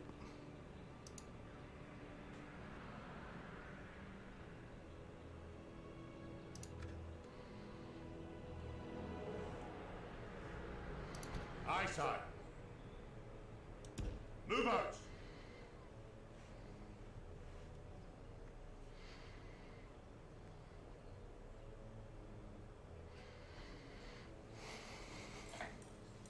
We march no further today. Yes, my king. Go that way. Alright guys, we have a diplomat. Not sure exactly why, but we have a diplomat. Okay.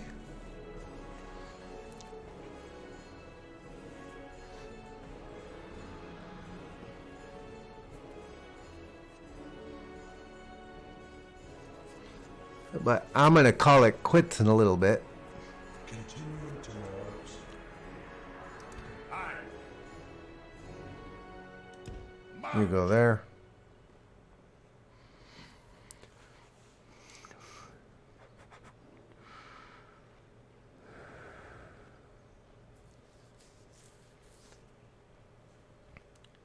That'll do him today, sire. Aye, sire. Onward. Yeah.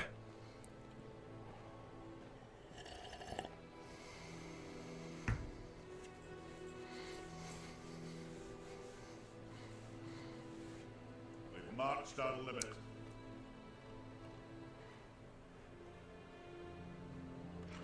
Okay.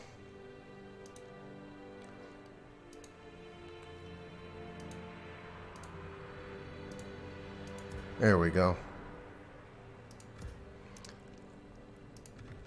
Yeah, can't do anything today.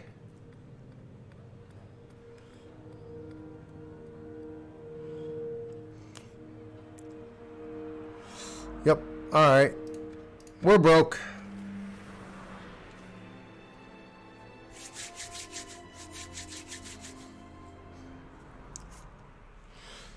Okay.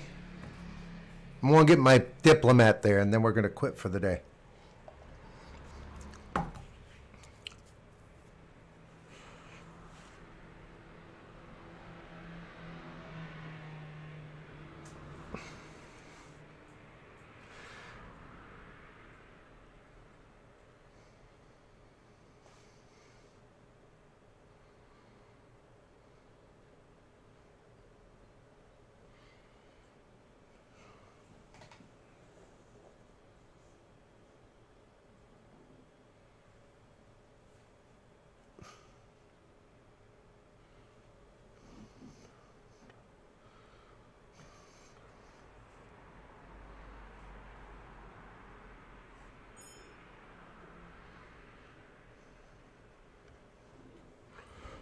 Okay, my turn.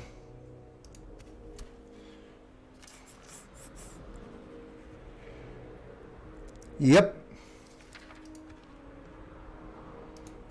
I got my diplomat. Yay.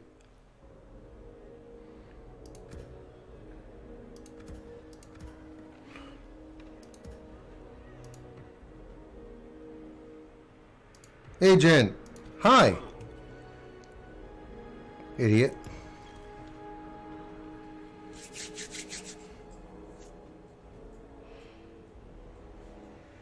Come on, let's go.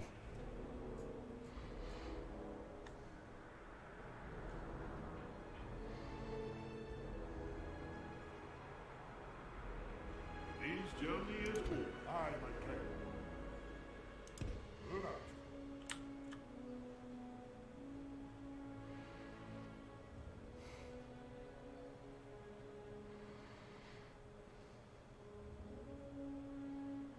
It'll take a keen set of eyes to spot us here, sire.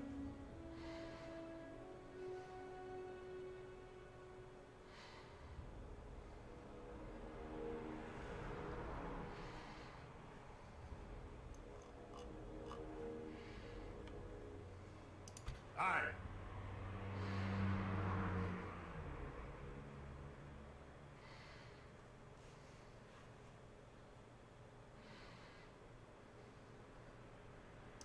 Aye, sire.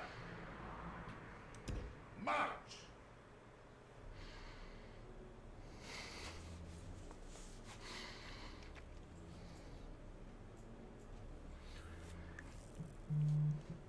Hold on a second, guys. March no further today.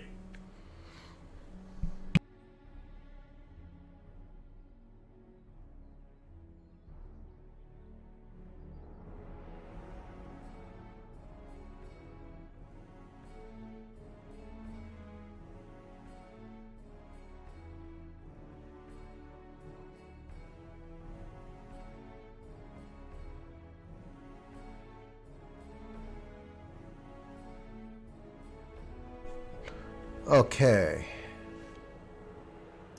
Aye, Lord. Aye. Forward! Yep.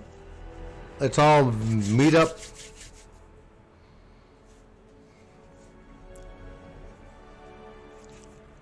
We've marched unlimited. Yeah, I figured you did.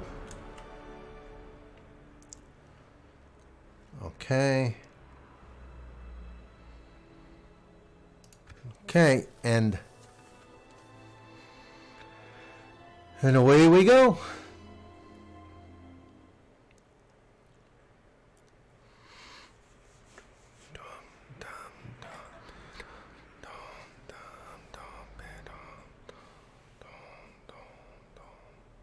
Was that their diplomat?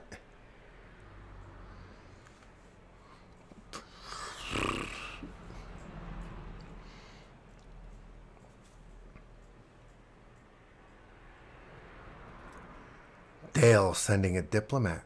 Oh my goodness.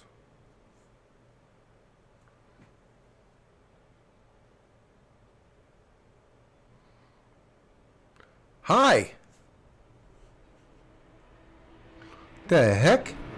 Oh, hello there, the High Elves. We bring word for you. It'll be quite profitable for both our peoples to establish trade.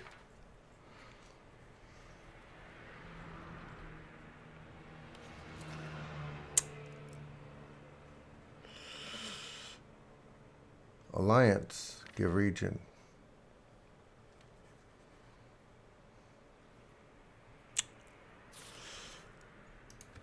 We cannot thank you enough for accepting.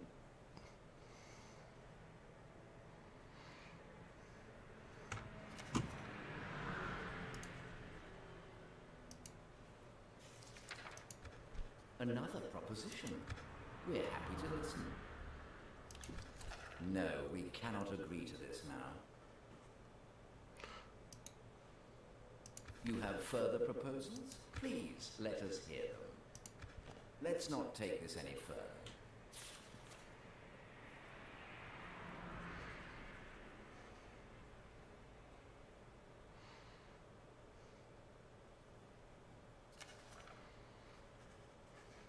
All right. An honor and a pleasure. Farewell. Yeah. You should have allied with me. But at least we have trade rights. Okay, our turn. End of turn report. Yep, we made some money.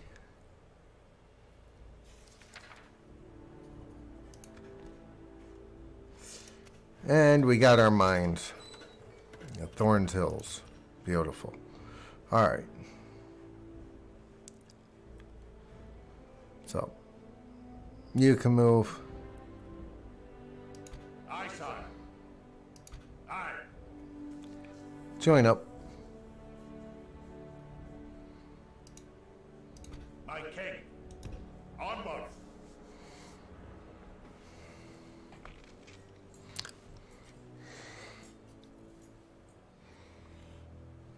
Aye. Joining our forces. Along. Aye.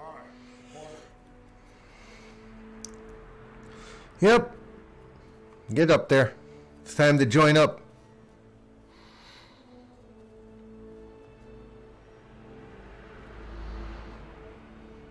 March no further today. Aye. Aye. Forward. Guys just don't move fast.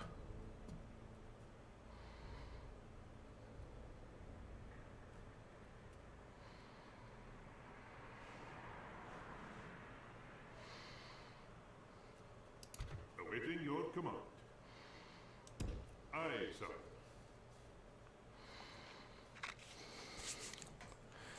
You move fast.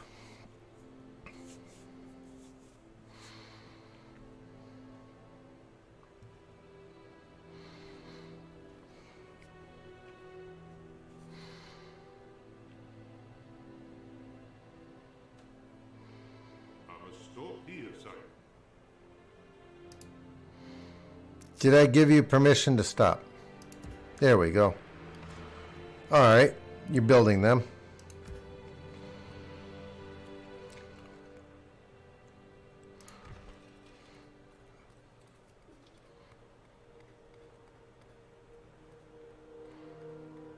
Dirt roads, ballista, castle upgrade.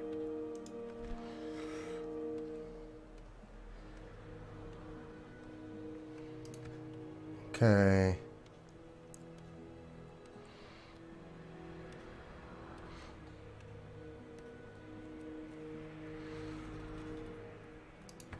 Build that.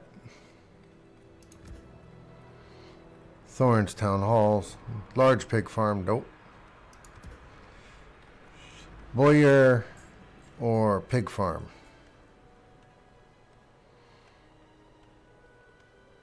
Give me a pig farm. That's it. All right.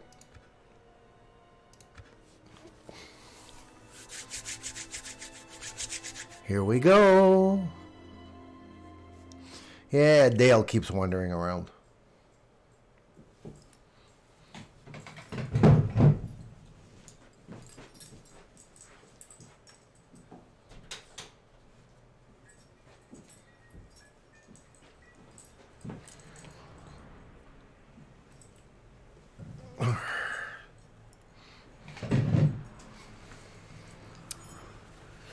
Alt and right click. End of turn report. Yeah, I know. I made a little bit more money.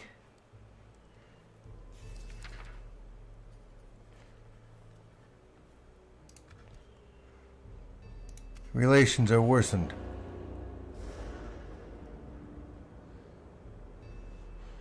Oh. Like I care.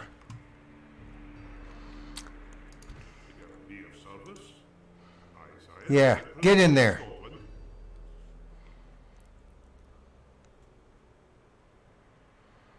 Come on. Yeah, bowed. That's nice. What is it you wish to discuss?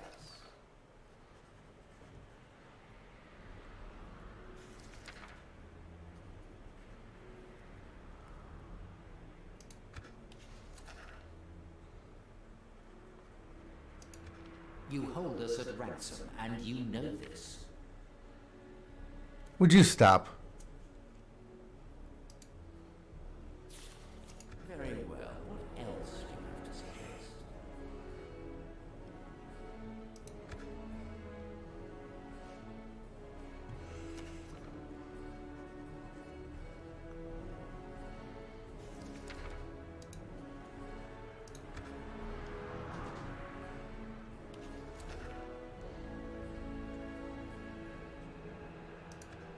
We like dealing with those that ask, such as yourself.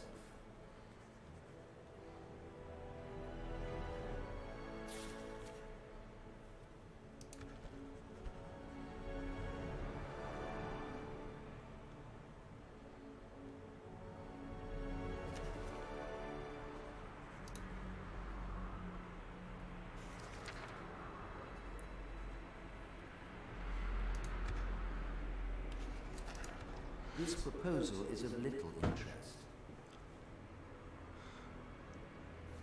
Right, I'm going to give you 1,200 coins.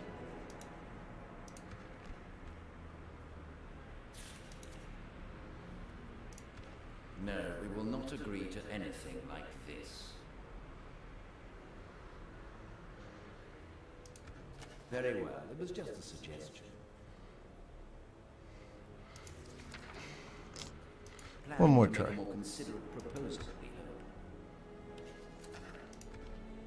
I'm afraid we must leave this here. Oh, okay. This meeting was disappointing. Goodbye.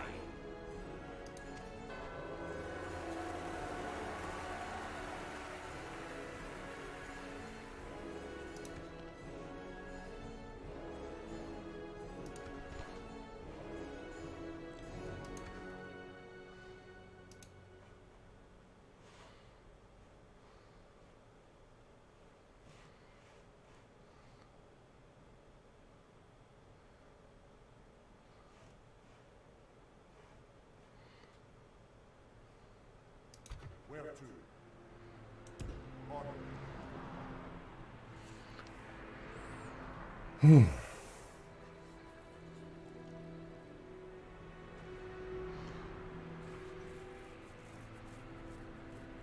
Aye, Lord. Move out! I don't know what the hell that is, but the city.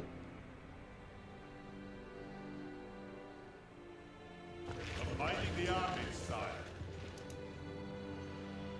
Aye. March! We march no further today. Aye, Lord. Of course, sir.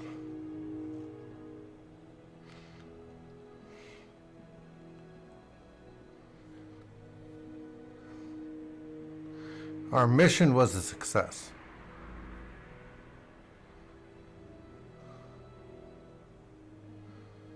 I'll continue to move, sire.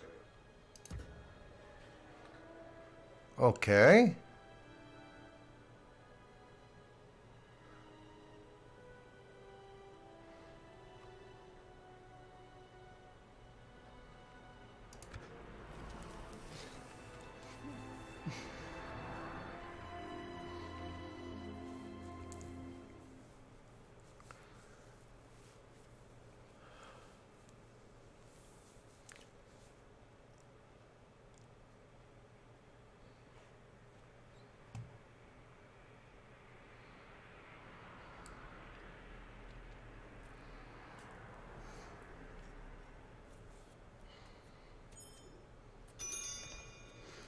New mission, take rebel settlement. Source, council and nobles, blah, blah, blah. Oh. Okay.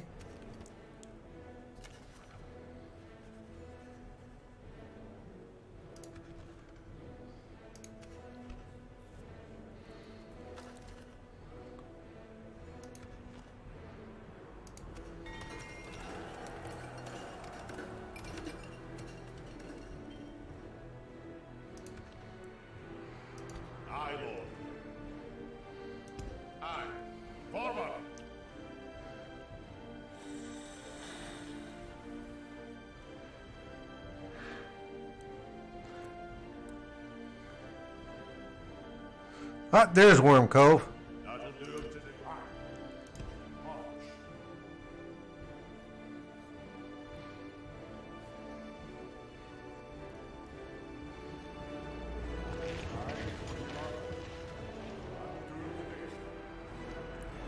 Something to investigate. On my way.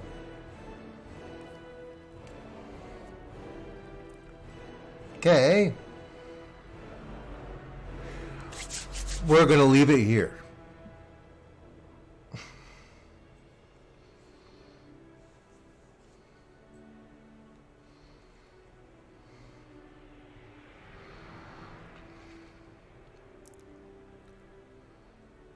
Sire, no further this day. That's okay. Where to? All right. Axemen, miners, and the general.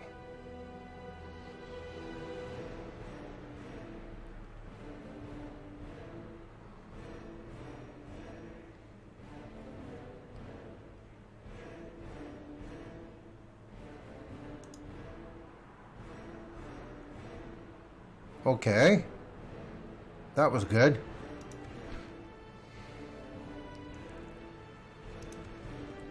Oh, hello there. Name, you need to what? Get married.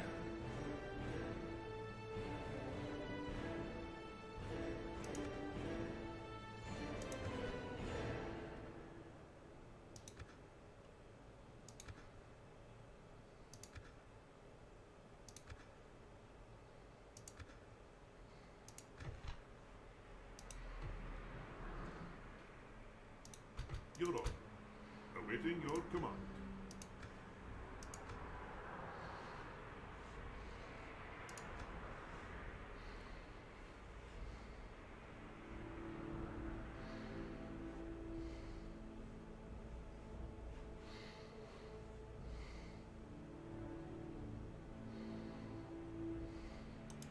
Opening talks with their dignitary, sir. Yeah, let's see what else we can do.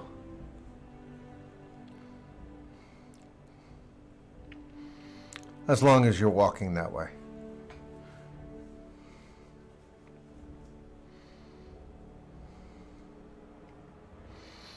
Come on, Narfi, do your job. His journey is over, sire. Not today. Okay. All right, guys, we start the next one. Run this out, and then we'll start at the next one. We got some trade. And it's time for dinner here. I'm not sure why my mic cut out, but seems it cut out, or it was just sitting there doing nothing. Okay, so I'll be back later. I've got to deal with a few things.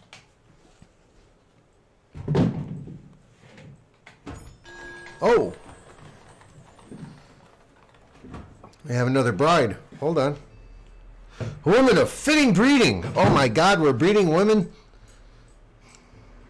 And station. Has been discovered as a potential partner for this man. Nice beard. That works. We're going to have a wedding. Yay! We got some money again. Marriage celebration. Yay! So they're going to have babies. Alright. Eriador first. Come on. City. Alright. Large pig farm. Ballista. Market. Roads. Retrain.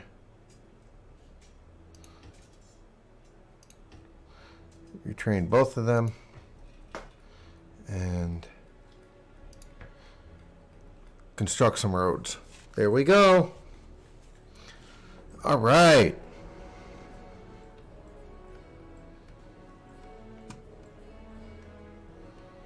Got 2 spots left and 3 of you.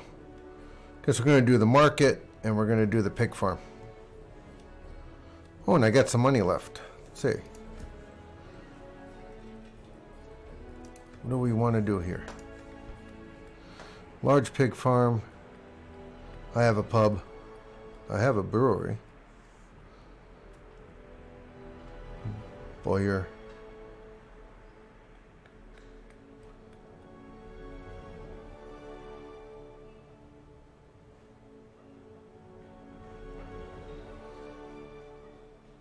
Should do a pub. There we go. Close that scroll. At your service. Yes, sire. Moving in. I guess we're going to hold off one more. I want to get in there and see if we can sneak in.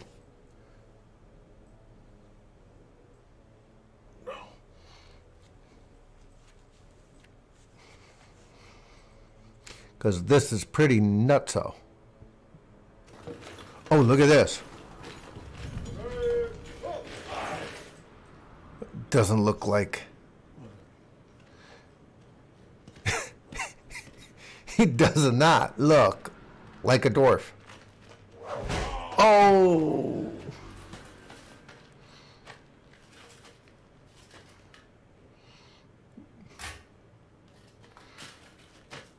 Don't look too competent, dude.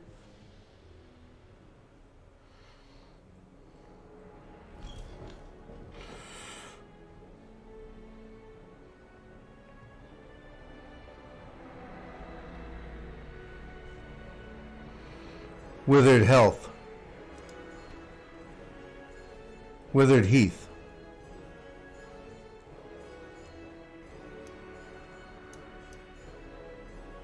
Oh, okay.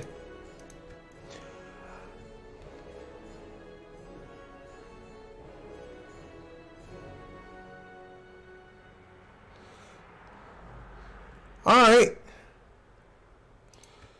Next turn we go for Worm Cove. Oh, I want to see this. Oh. We've seen it once. That's it. All right, guys.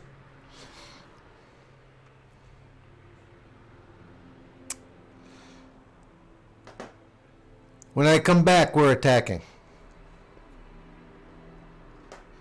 Okay? So, I'm going to leave this here. We're going to leave this here by doing... Yeah, that's not good. Cancel that. Boom. Boom. Transition over. One more. Transition over. There we go. All right, guys. It's been a pleasure.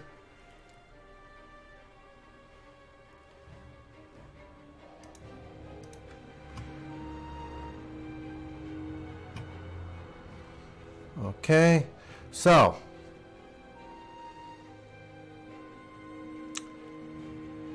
wow, they changed everything on this.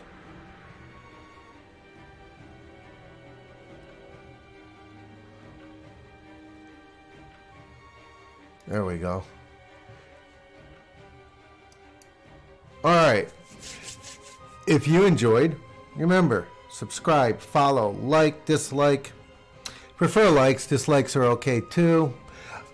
Other than that, constructive criticism down below. And I look forward to seeing you guys soon. Have a great day. And thanks for the initial viewing of Third Age, the Lord of the Rings mod for Medieval 2.